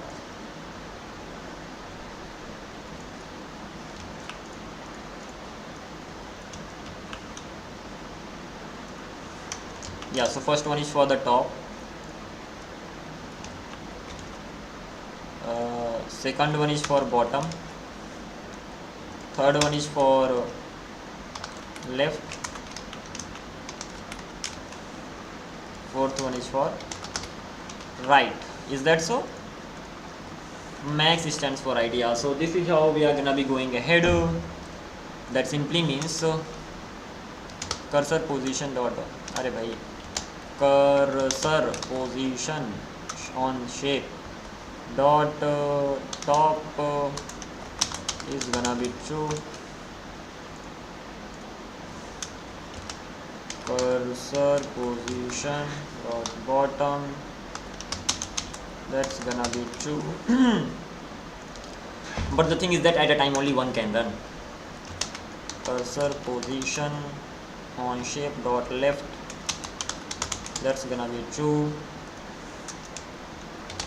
Cursor position, even we can use switch statement here, we'll be doing that, but on right, that's gonna be true. Else if we have to have more logics here, so let's do one thing. We are gonna have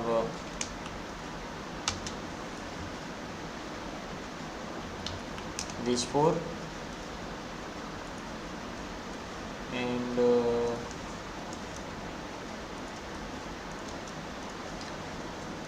what is gonna be the first one? Now I have to check that it is exactly on minimum x and minimum y. We can add the tolerance as well, so by adding the tolerance we'll get a rectangle, and we'll have to see that it is on that rectangle or not. Yeah, so we have to check the point on this, so we have to create another what I'll show you. What check on corner, right? So what is gonna be the next thing?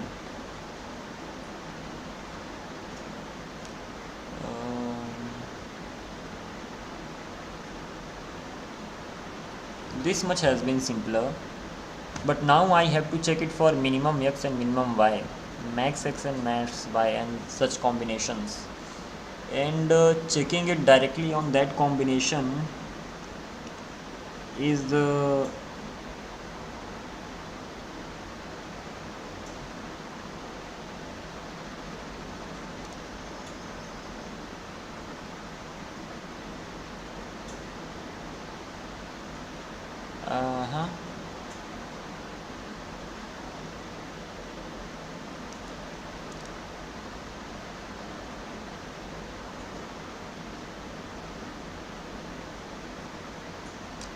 bro, my mind is just simply going to crash now. What are we supposed to do right now? That we have to create a function. First of all, let's keep it simple. And even here this logic is not quite right, because when we are setting 1 to true, we have to set others to false as well. We are not doing that yet. So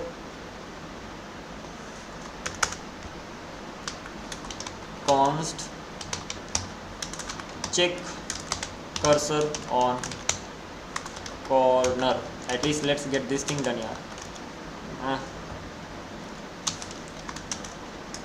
This seems to be okay. Yeah, so check cursor on corner. So what will I do? I'll just simply return x and y. I mean, that is it. Or I'll return a point, or x and y, that's fine. X and y. That y is gonna be a number, and the x is gonna be also a number. We have to check whether this is on this particular point or not. So in that case, const is cursor, but not even that. Why?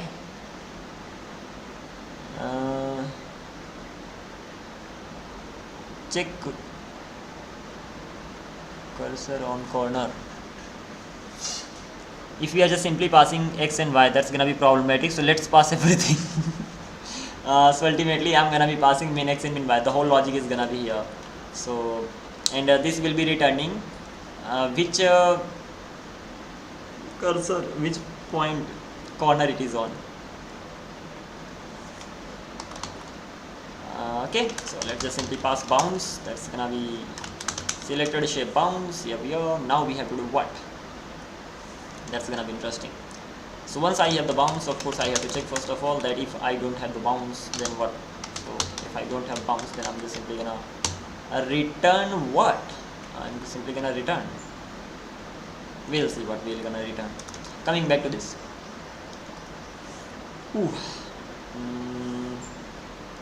Let's get rid of this for now. Const The same thing is gonna be repeated here as well. We got the values. Once we got the values, now we have to get the corners.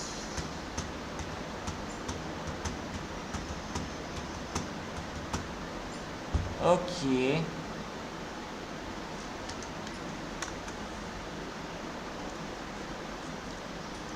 So let's do one thing. Const corner. At the end we have to check for all the corners, and once we've checked for all the corners, we have to return that particular corner where the cursor is on. As simple as that.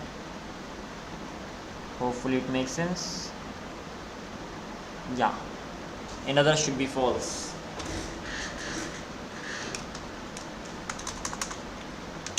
Corners. Top left. That's gonna be X is going to be what?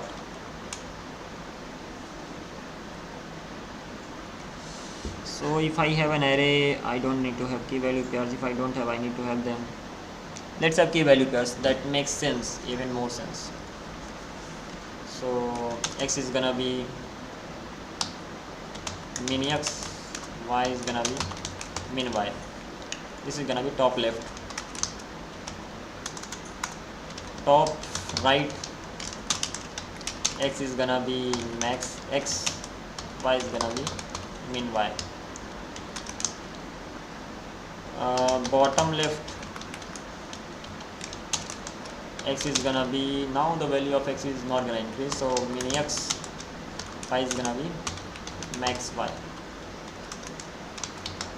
Bottom right,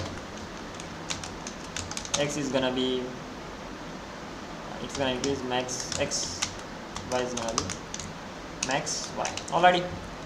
So this is what we have here. These are the corners. What is the next thing? The next thing is that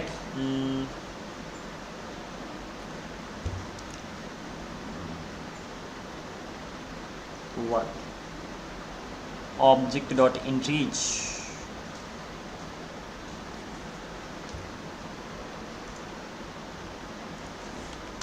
How to get a key value pairs from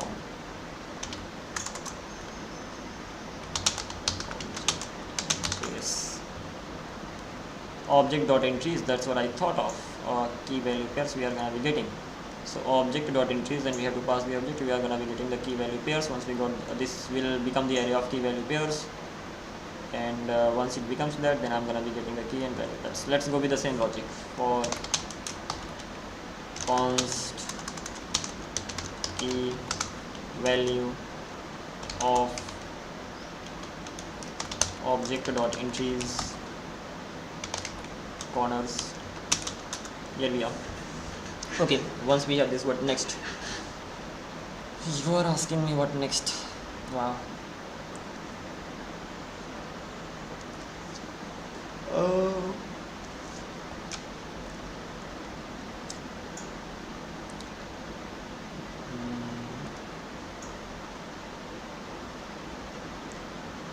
What do I have to return from here? First of all, this thing.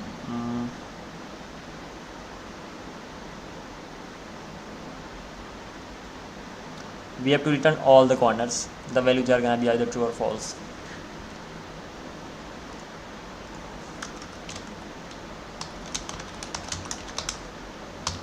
Corner. I know it can definitely be better, and I just don't wanna just sit here and think of what's the better way. So whatever approach comes, just I'm gonna be going with that. All the values are gonna be false.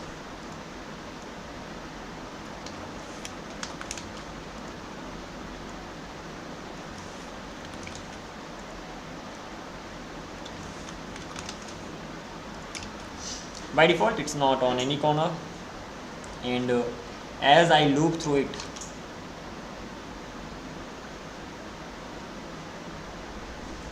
we'll see.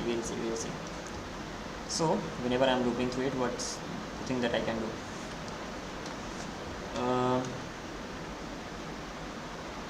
I got the key, I got the value,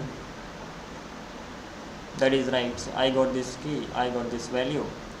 So once I got the value, so const x and y, that's gonna be x and y, that's gonna be actually equals to value. Once I have this thing, so const is on corner.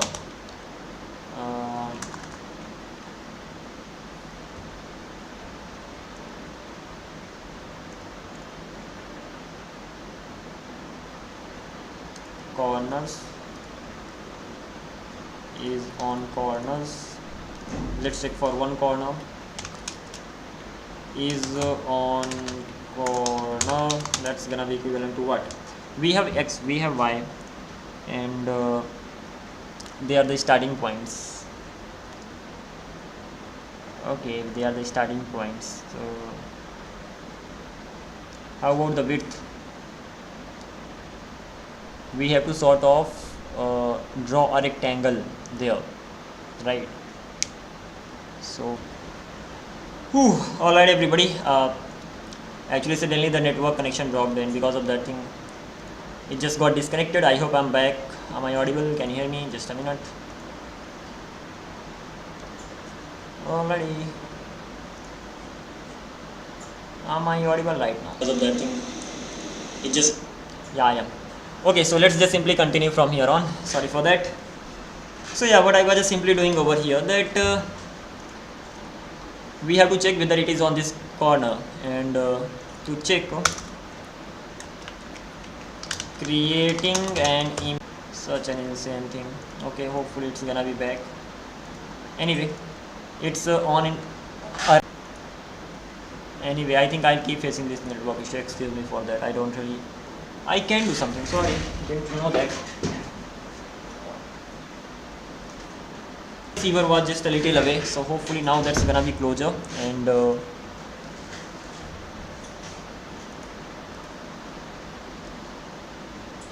oh yeah,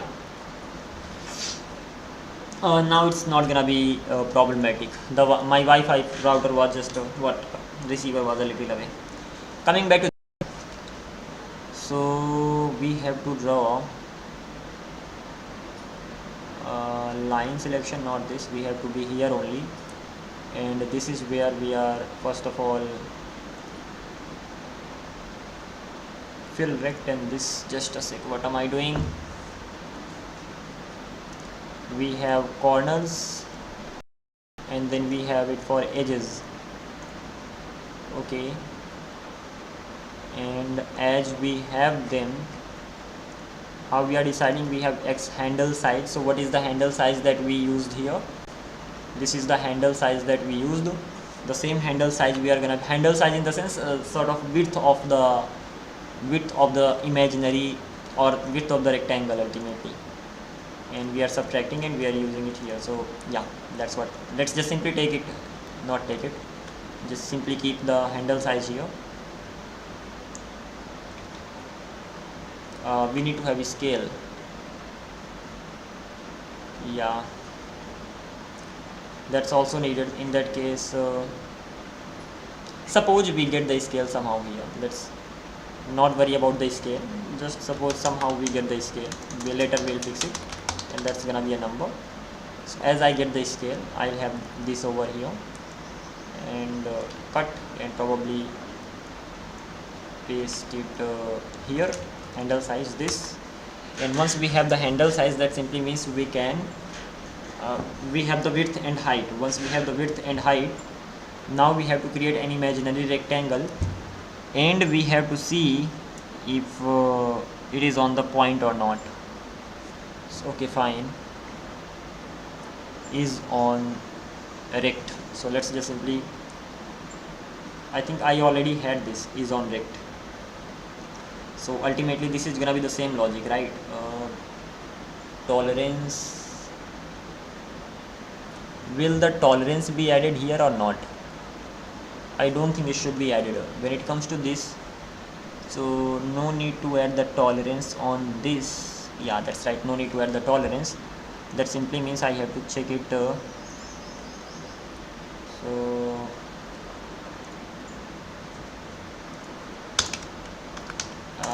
const check point in imaginary or checkpoint in corner rect.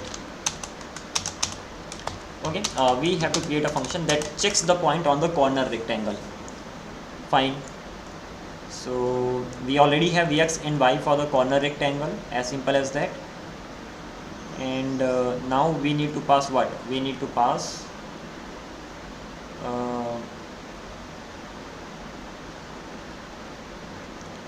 x, y, exact x and exact y, and we have to pass handle size x, y. Handle size is already here, so I don't really think I need to pass, but okay, never mind.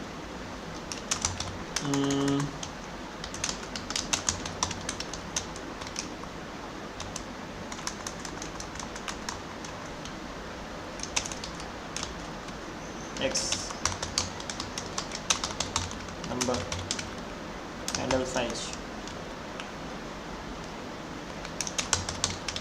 that's also gonna be a number.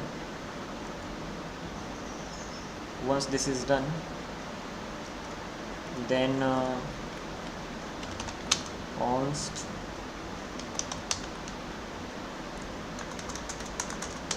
is point in corner rect, that's gonna be check point in corner rect. Never thought it would be like this, but okay, we have to go through this logic. We have to pass x. Now x is not gonna be exact x coordinate, rather this is x, right? But at the end x of bounds, so hopefully this is being converted from the bounds only, that's fine. At least this is a good thing. So if x and y this, so the rectangle will not start from x and y, rather this x and y should be the center of the rectangle. So in that case, what should I send here? X should actually be the current x that I have minus handle size. Handle size is the width, call it width divided by 2. And so ultimately when I am dividing the, suppose this is the width, I am dividing the width by 2, so I got the half width. I am subtracting it by x, so ultimately this x will become the center, as simple as that. Y, and right now width and height, they are gonna be almost the same, so y minus handle size divided by 2, and we have to pass handle size. Alright, so we are passing this much. Once we have passed these many things here, so now we got exact coordinates, and these are the what we had starting x initially, we had starting y. Now we subtracted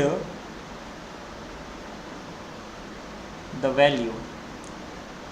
So what am I doing here? I had this x and y, so ultimately the top corner is x and y. Now I have to have a rectangle here at the top. So if I directly draw a rectangle, that will not be in the middle. So somehow I have to keep the rectangle in the middle of the corner. To keep the rectangle in the middle of the corner, I have to subtract the half of the width. So in that case I will get a new corner, and that new corner will be the new x and y, that's fine. So I got x, I already had, I'm subtracting half of the width so that it just moves a little leftward, and similarly it moves a little topward, upward and leftward, just something like this. So this particular thing is done, and once this is done, so I got x, current x, that is simply means that is a little further away in x direction, this is a little away in y direction, and this is handle size. So they are not the exact coordinates, rather the new coordinates that I created, so that the rectangle is gonna be somewhere in the middle of the corner. Coming back to this, how am I gonna be checking this?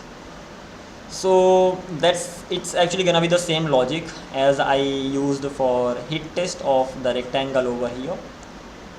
So I'm just simply gonna copy and paste the same. I actually use the same logic for what? I actually use the same logic for selected shape bounds, so this logic that was used, but let's go with that only. Probably in future I'll have to combine a few things so that the same logic is not repeated, but as for right now, let's continue. Yeah. So what I'm doing, const inside point, I have x and y, let's directly pass point, or just that's fine, okay with that. So let's get it off.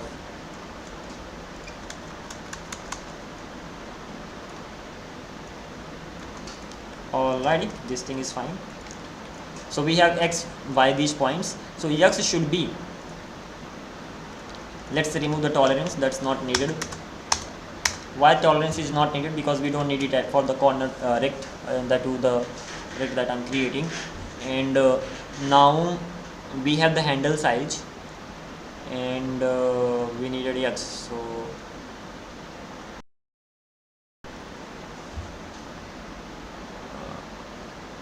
I have to pass one more thing. What are the points? The bounds, right? So what am I actually doing from starting? Coming back to starting, we had the cursor bounds, we had the point, we had the bounds. We are not really passing this point, we have to pass this point as well. So this point needs to be here so that I can actually check. So at the end of the day, let's like this, and ultimately x and y, that's good that they are there, or I can call them start point, handle size, and I'll even have the point here, just like this. The point is gonna be type of point, start point is gonna be type of point, so this is gonna be changing. We'll have point in the sense the point where my mouse is hovering at. Start point is the start point of the rectangle, and that's the handle size, and I have to check whether this particular point is on this particular rectangle or not. How will I get the point? That's another case, but for just imagine that I have the point. In that case, shape.x, I need to remove the tolerance first of all. अरे भाई इतना भी नहीं. Yeah, now this is fine. And apart from this particular thing, start.x,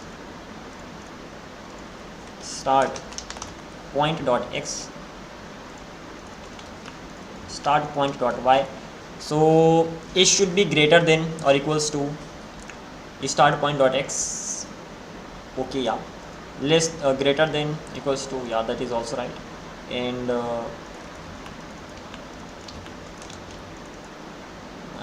this should be handle size every time.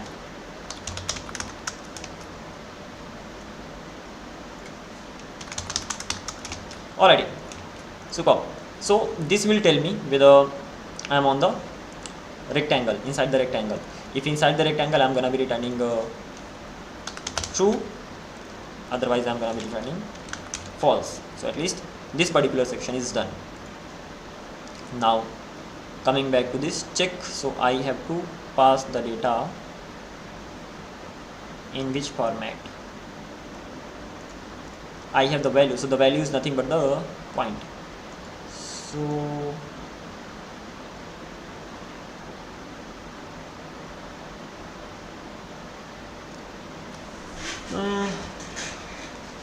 they were the starting points, right? So we had x and we had y, and once I had x and I had y, I had to calculate the value again. So let me just simply cut this thing from here. I'm gonna have the point, hopefully I have the point. No, I don't have the point, so I'll have to get it. And this is the x, y handle size. What is the problem? It shouldn't be problematic, because at the end of the day I'm just simply passing the start point there. Start point should be like this, point is gonna be like this. So ultimately point is not present here, so somehow check cursor on corner. So I have to pass the point, and that point is gonna be the point of the cursor, and now I have to check this particular point, right? So once I pass this point, then I got whether is the point in corner rect. Once the point is in corner rect, if the point is in corner rect, in that case what I have to do, in that case is on corners, and the key that I have, that's gonna be true. What is the problem? The key, that's gonna be string.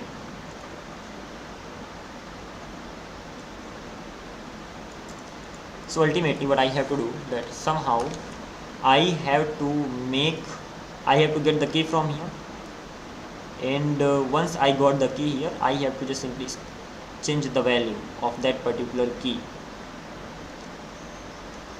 and that is it. And one more thing, at a time only one corner can be I can be only on one corner.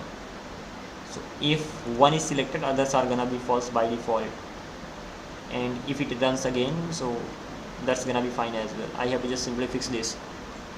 So as a string,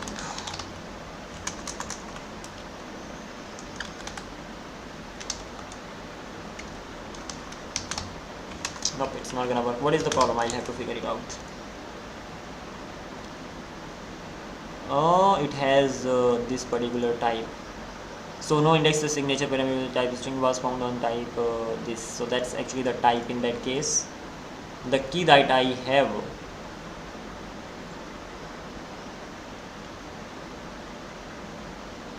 that will actually have a type. So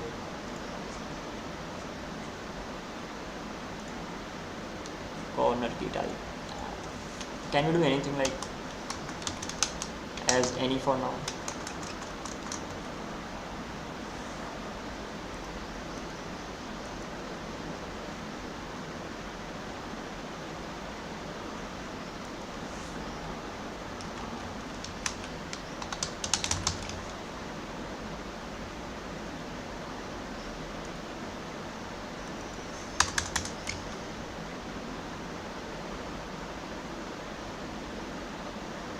It will still return me that only. So in that case, how can I give it a type?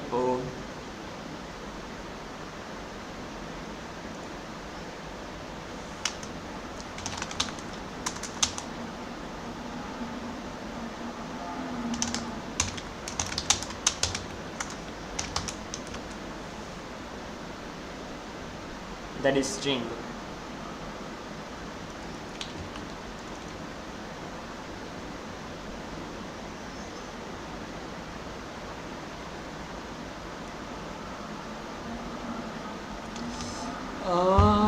String was found on type this.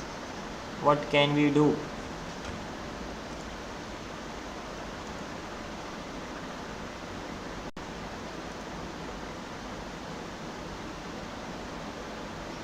So it could work with the key as well. I need to just the thing is that the type of this key is string, and the type that it is taking, it is sort of this. So this is kind of the type of the corners, and in that case the key that I am passing, that does not belong to that category, so that gets problematic.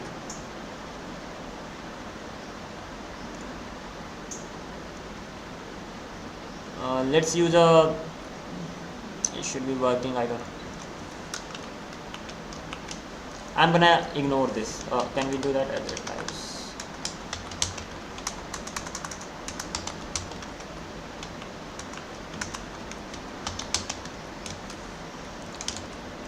But ignoring this is not the solution here anyway. We'll have to get the right type for it, or we'll have to customize in a way that it has the right type. So the key that I have, that is of this. So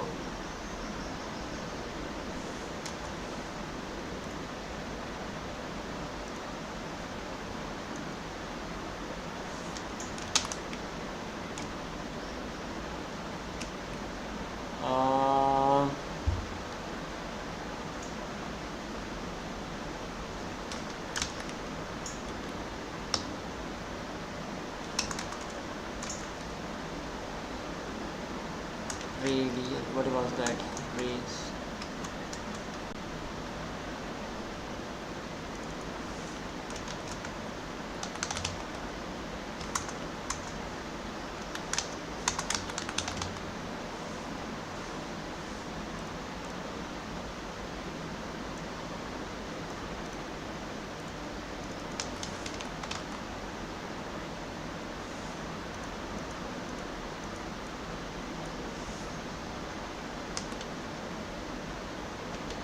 How do we define a type here for an object?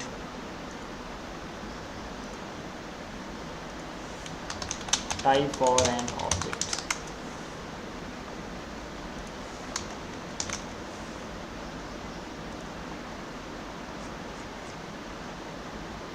I'm talking about the type.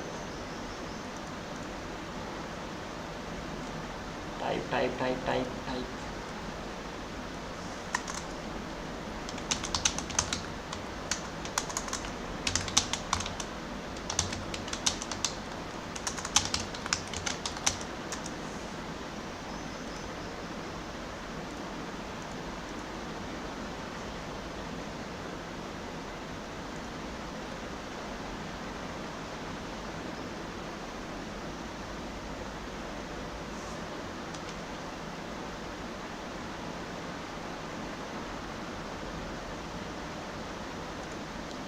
Coming back to this, so this is for an array, isn't this? No, key value pair should be like this only. What am I missing? Come on.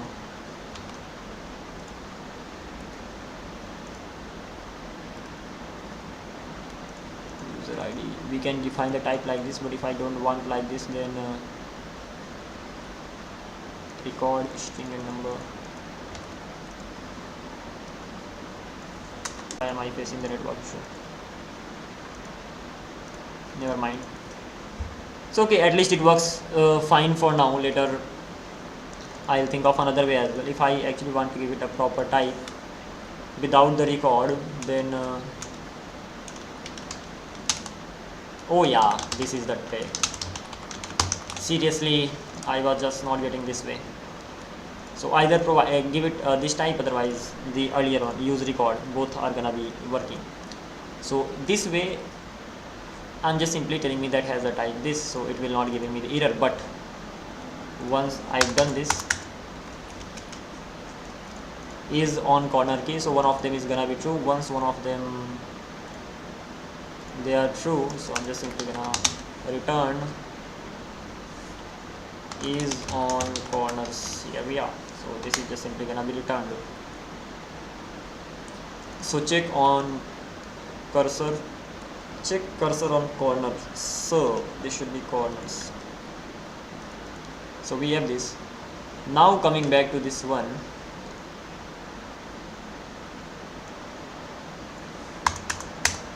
so what do we have to do? That we have cursor position on shape, exactly where the cursor is right now, and set cursor position. The cursor position can be only at one place. So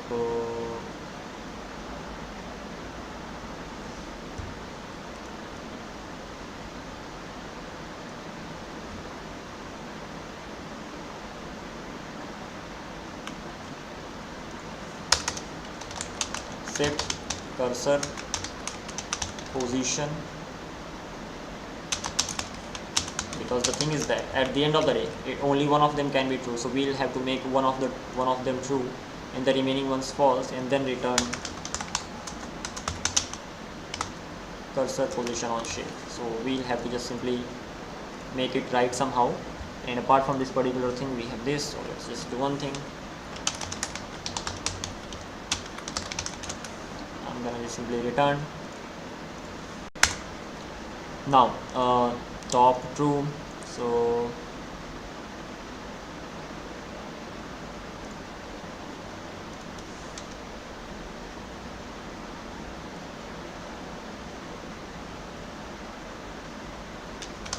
key, let's keep it string for now. I mean, I'm just simply gonna keep keeping it string. though it has this type, so in that case I'll have to properly give it the type. So the key that I'm gonna be getting, that can be either top, that can be top, or no.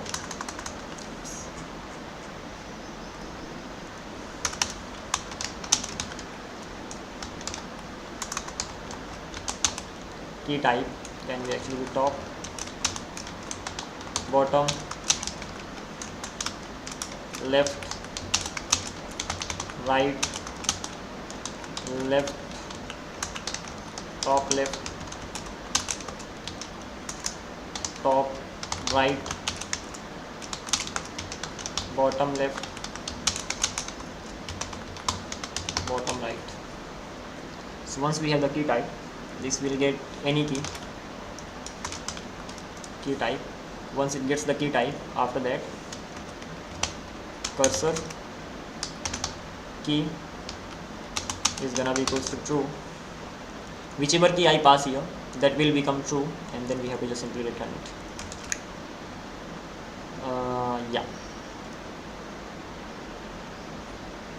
Set cursor position to true.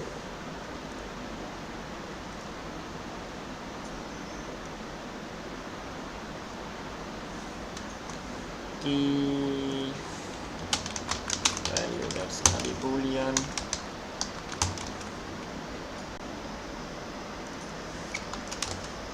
This is it. Am I facing the network issue? No, not really. Okay, let's continue. Second one, bottom to true. Third one, left to true.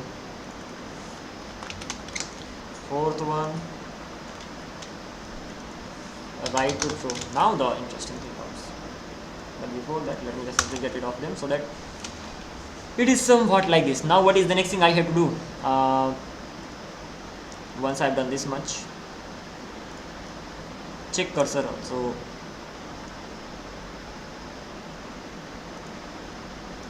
So we are sort of setting them. Once set, it will return something. When it actually returns something, so at that time I have to return it too. Yeah. That particular value will be returned. Else, this is gonna be for the corners, and for the corners I have only one thing. I'm gonna be checking for the corners. How am I gonna be checking for the corners? Check cursor on corners. Point, bounce, and scale. Somehow I have to pass the scale as well. So let's do one thing. What does it return? It just simply returns this value. So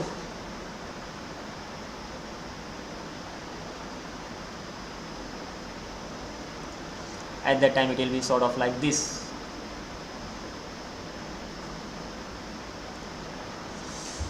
Okay, so this is gonna be mainly for the corners. So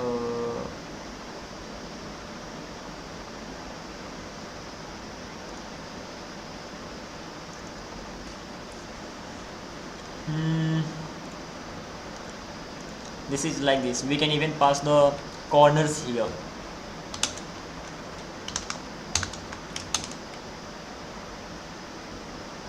That will have type of a corner.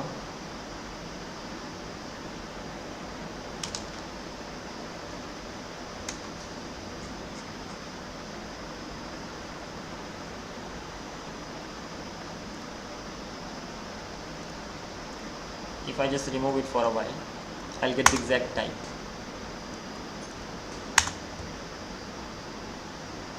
This is the type that I want.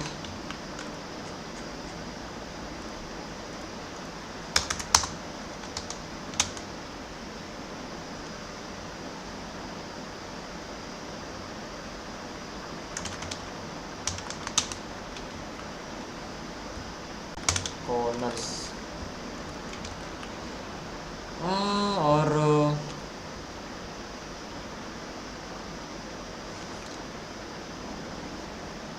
That's fine, let it be.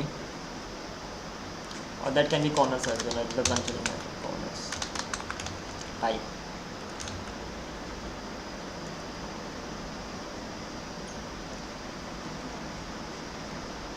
So coming back to this, what do I have to do?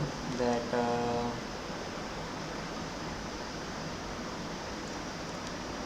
first of all, this key should be as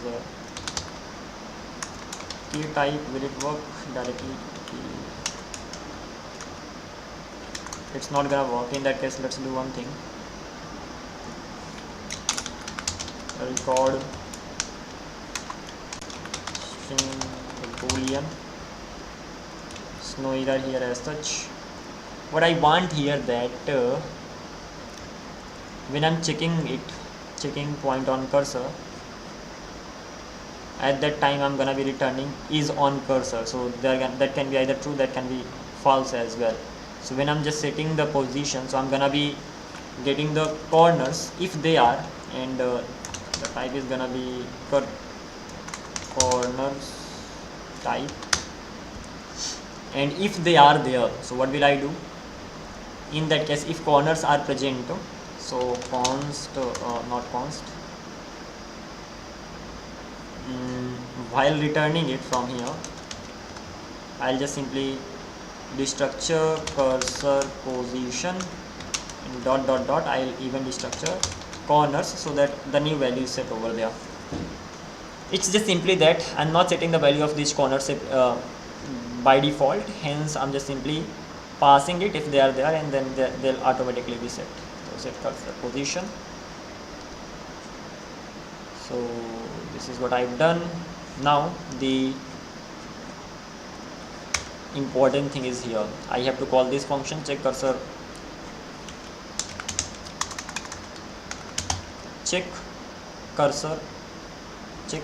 on corners, right? What it takes the point, probably I have that. It takes the bounds, I have that. It takes scale, I don't have that. Not a problem. Where am I calling check cursor on bounds?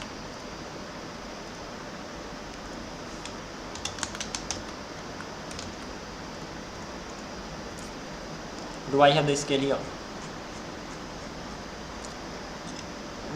Where is the scale coming from?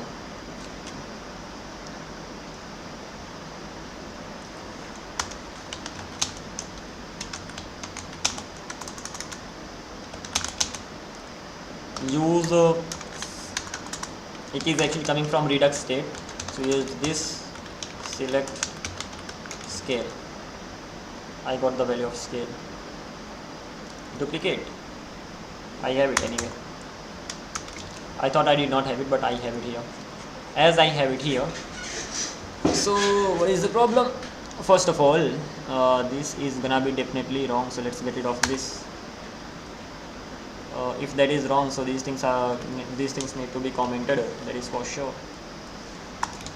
Coming back to this one, this scale expected 2 arguments but got 3.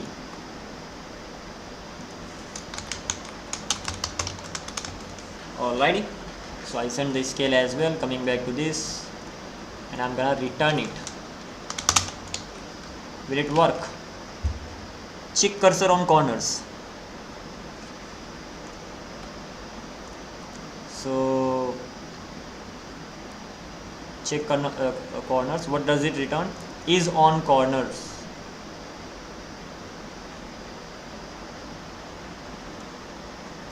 What I have to return? Yeah, so I have to return that only. Is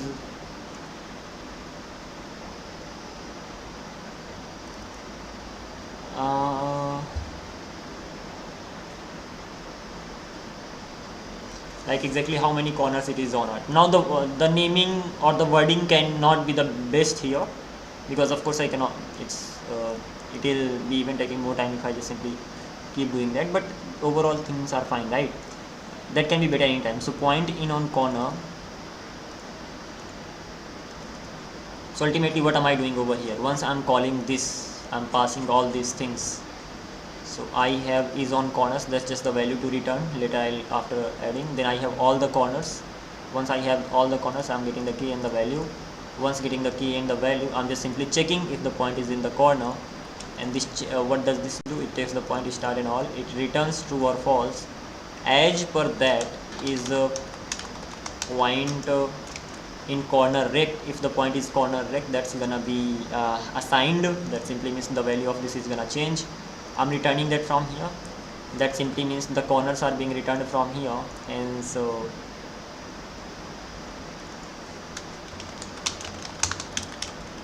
is on corners. Now what I have to do, return set cursor position. Now what is going to be the, when it comes to this, then I'll have to make the key and the value optional as well. All of them are gonna be optional, so either I send them or I send them. So just a minute. Yeah, that's okay for now.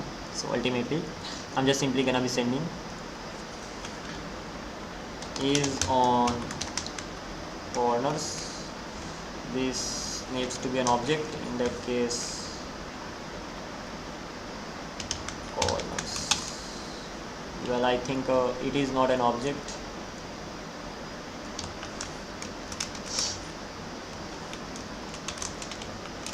This is it, value corners. You just simply add. I'm just simply gonna be passing corners from here.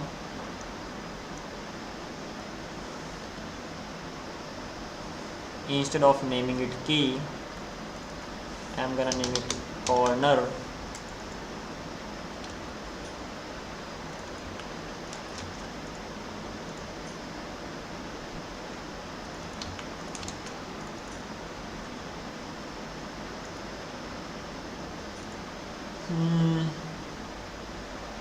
This can actually be undefined, so if I don't have corner,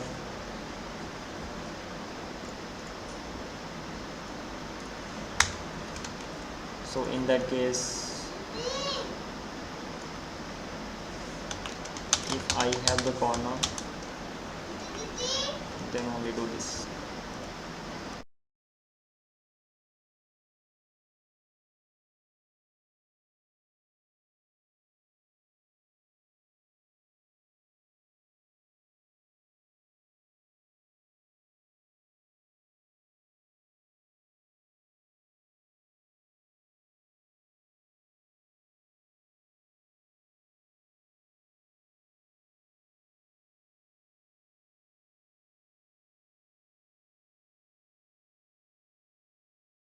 Hopefully it's gonna be fine. There was some noise, so I had to just simply turn it off. Coming back to this, so ultimately I'm gonna have corner and values. If I have corner and the value in that situation, I'm gonna do this. Otherwise I'm just simply gonna do this, as simple as that. Okay, and apart from this particular thing, in here I actually need to send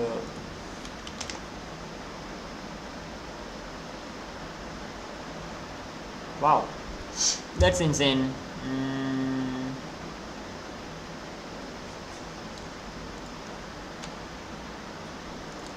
Then this needs to be key only, because I cannot afford naming it corner.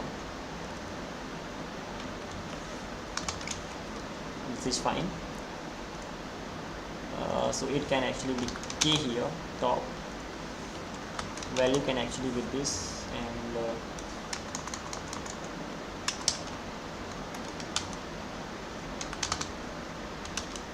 are there corners? No corners. So this is how it's gonna be going on.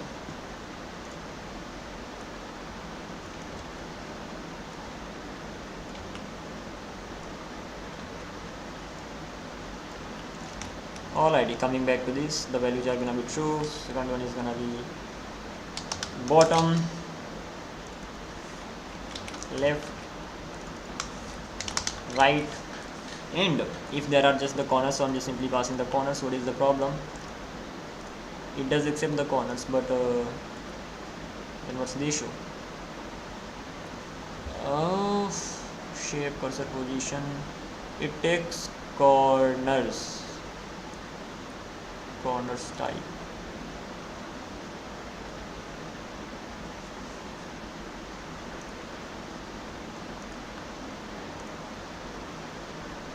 It's gonna return this string and value.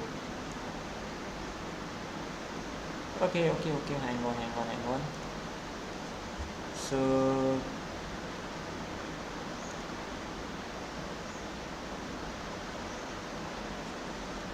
let me do one thing here, and that is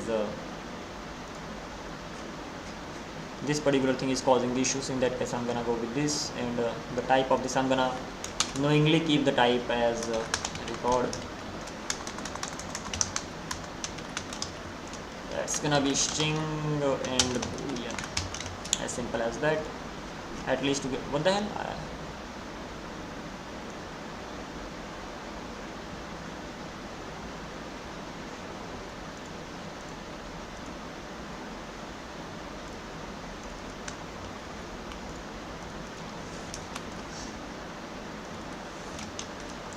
let's make them string only.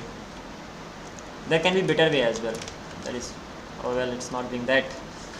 Okay, so what can I do now? The main problem was here. Not here, probably here. Because of this key thing, I had to just simply do everything else. So if there's any way to just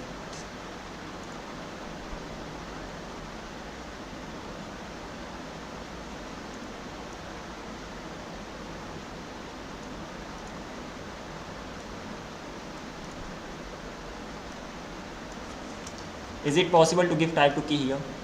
Let me give to this. How to assign type to key.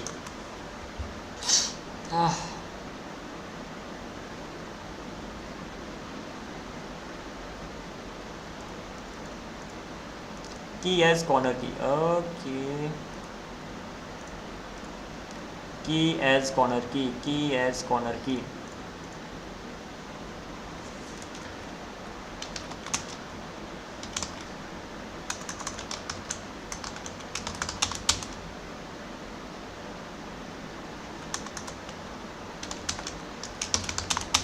That's gonna be key as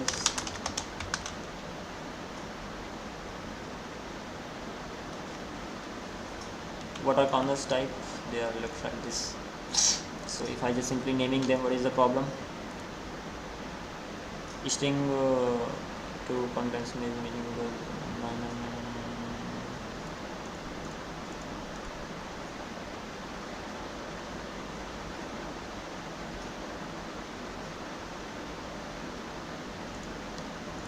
key as unknown. Alrighty, done. So if I am actually doing it like this, so we have the corner types. These are the corner types. So in that case, I don't need to change it to anything. So it's gonna be like this. Once it is gonna be like this, so I can directly use the key as unknown as corners types. What is the problem?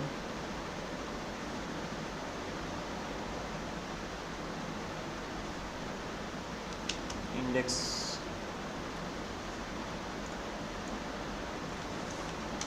type the key, corners type cannot be used as an index type.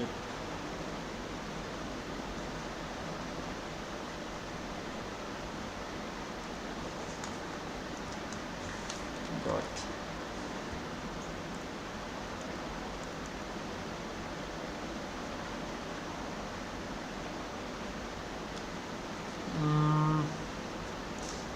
this TypeScript.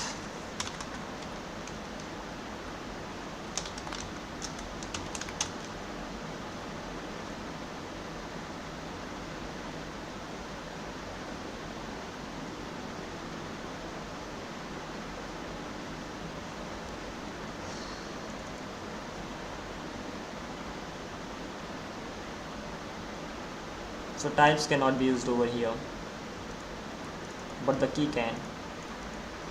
That's just the type.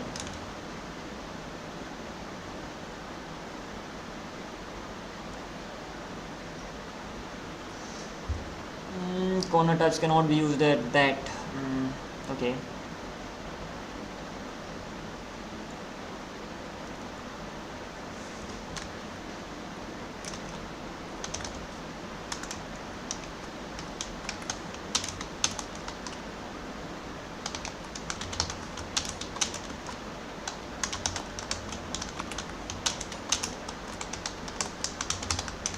Yeah, we are.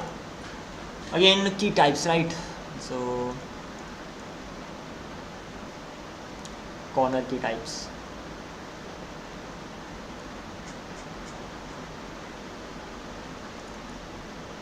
Corners types. Corners type. Here we are.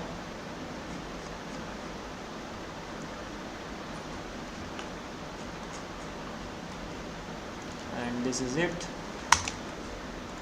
What's the problem?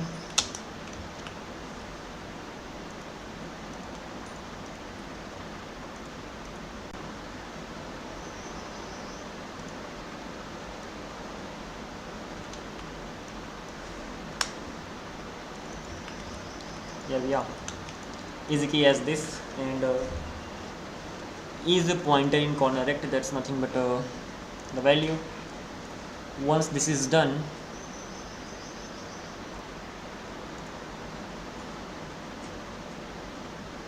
this corner thing. So over here, what am I doing? The corners that I'm getting, corners type, right? So the corners that I'm getting,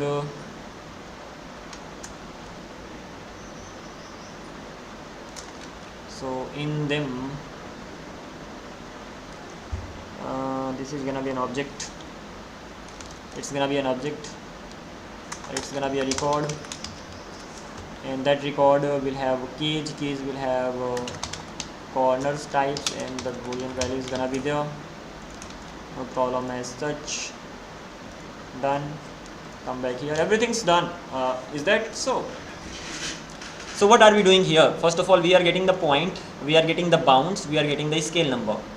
Bounds has the bounds of any selected shape. Then what we are doing? We are just simply checking that whether the point is on the top bound, bottom bound, left bound, right bound, or it is on the cursors. It is on the corners.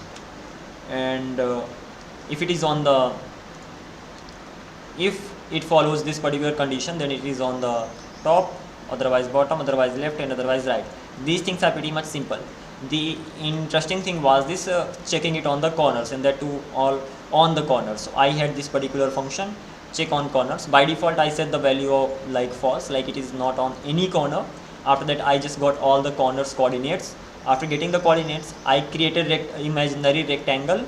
I just looked through all the values, then I created an imaginary rectangle on those corners to check whether it is in that rectangle or not. And then once I got whether it is the point is in that particular rectangle, so I just simply set the value in this particular is on rectangle. So if it is on the rectangle, that imaginary one, so the value will automatically be set to true, and then I'm just simply returning it from here. That simply means I got the corner where the value is the point is actually on, if it is, and then I'm just simply setting it to setting the cursor position to when setting the cursor position, I'm just simply passing the corners. Coming back to this particular one, what am I doing? Either I'm gonna be getting the key and value pairs, or I'm gonna get the corners. Key value in the sense I'm setting this top, bottom, left, right. So at that time, if I have the key and value, so it's gonna be set. And when it comes to corners, so for corners I'm not passing key value pairs, rather I'm passing the whole object, and I'm just simply destructuring that here. So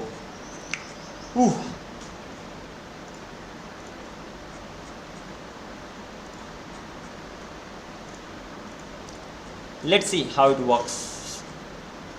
So to check this, what am I gonna be doing? I'll go to hooks, use drawing, and we have check cursor on bounce. What does this actually return? It actually returns me all the shapes where it can actually be. Cursor on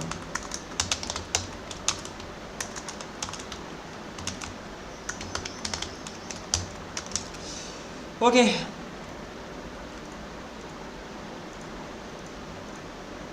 Let's check this thing out. Reload the page.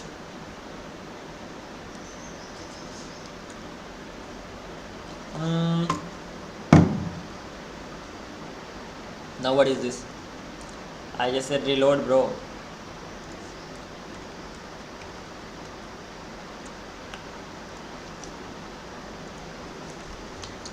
Is this running or not? Okay, that's fine.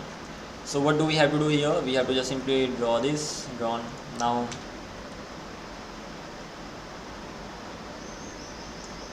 whenever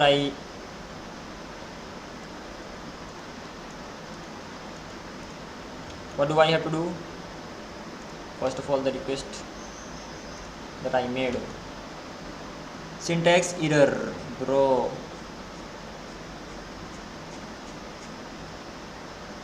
Unhandled error failed.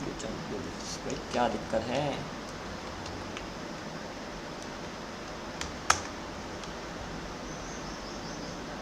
WebSocket connect. I am not even using WebSocket connection. Are you kidding me? Compile. It needs to be compiled. So just simply reload the page.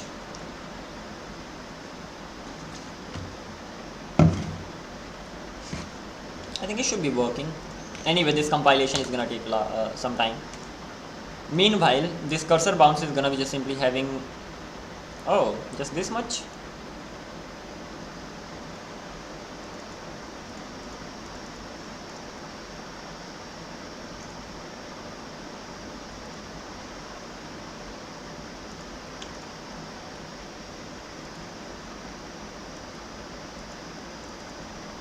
Cursor position on shape.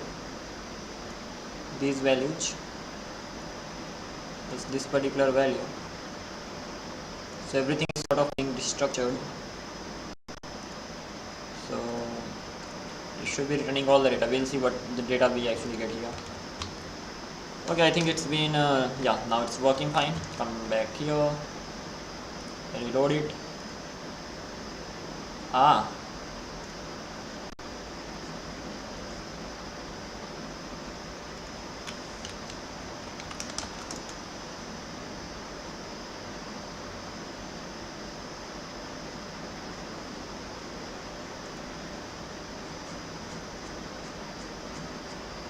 So many values. Oh my god. And what am I getting at the end anyway? We are getting this. Everything was false. Yeah, makes sense. So as we are moving, we are getting everything false. That is object dot values of cursor bounce, and once we'll get the values dot map value if value triple equals to true. Only in that case we have to say log of cursor on bounce. I'm just simply gonna be logging only when the value is true, otherwise I will not log it. What is the problem?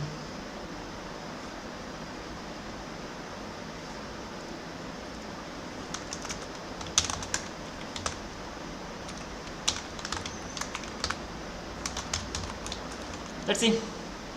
Reload the page. Here we are. Nothing selected, nothing. Okay.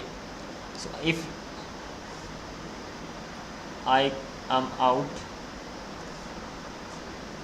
so the bottom was true initially. Now if I go here, left should be true.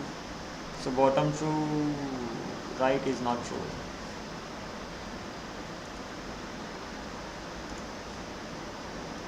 Right is still not true. Why? Once a value becomes true, after that if I go back there again,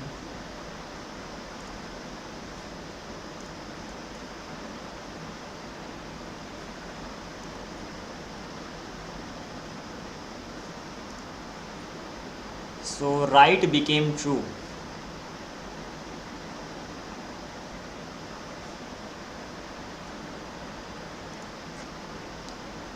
And then bottom became true, and that is it. But just I have to debug it. Almost the overall logic is right. The only thing is that we have to make it work the right way. And top is true, then bottom is true, left is true, then right is true, that is working, then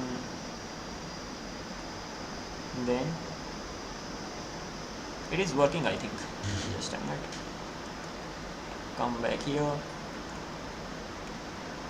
So top left is becoming true.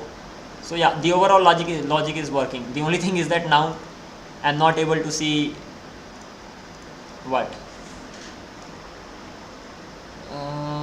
the cursor type.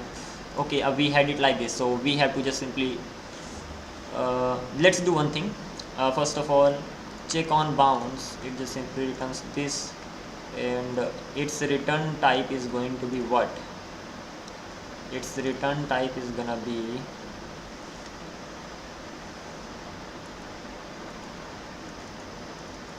set. So let's go here, let's set the return type. So the return type for this is gonna be this.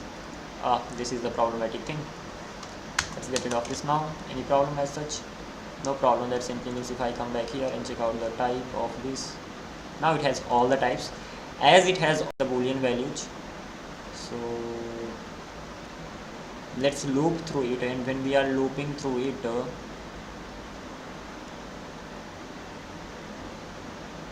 so at that time we'll get what? We'll get the key and value. So we can get both once we are getting key and value. So as per that we have to just simply design it. Yeah, that's gonna be a good one. So it should be object dot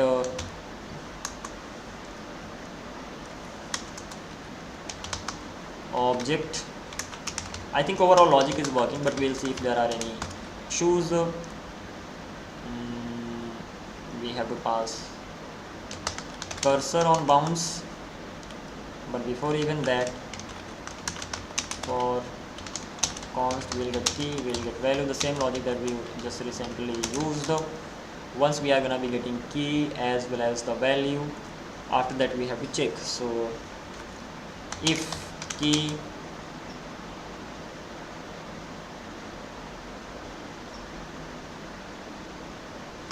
triple equals to top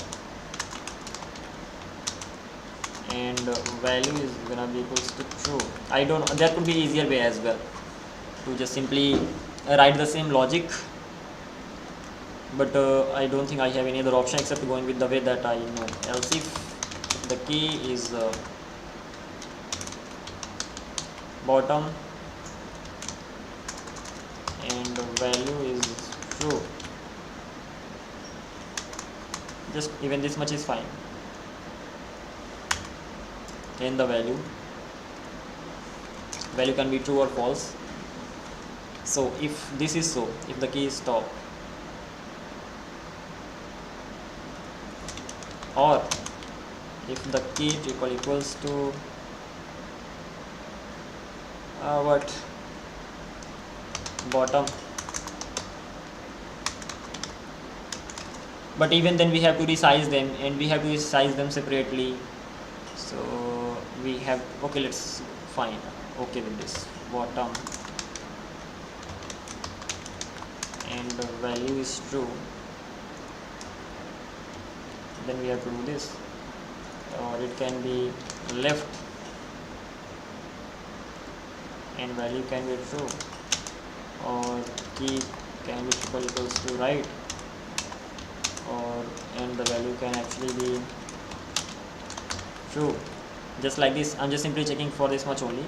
So if that is top, bottom, so is cursor on column bounds, column means this, and this column is what, top and bottom. So let's simply have this, and let's have this, and in else condition that's gonna be default. In else condition that's actually gonna be default, and this is gonna be running for all.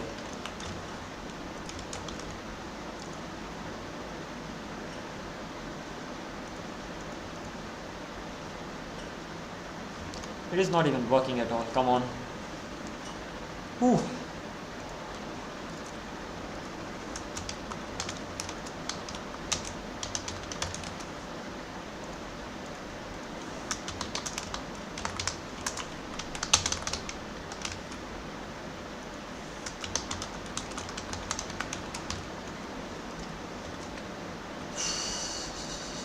Here we are. So all the time this is nothing but default. Okay, just a sec. This is left right. This is what? So what is the problem?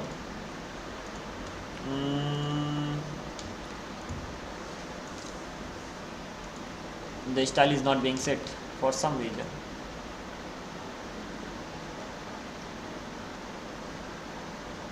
Probably I'm just simply running this loop so many times. Yeah, that can be problematic thing. So we have to find a way so that it gets easier to implement the type without running the loop.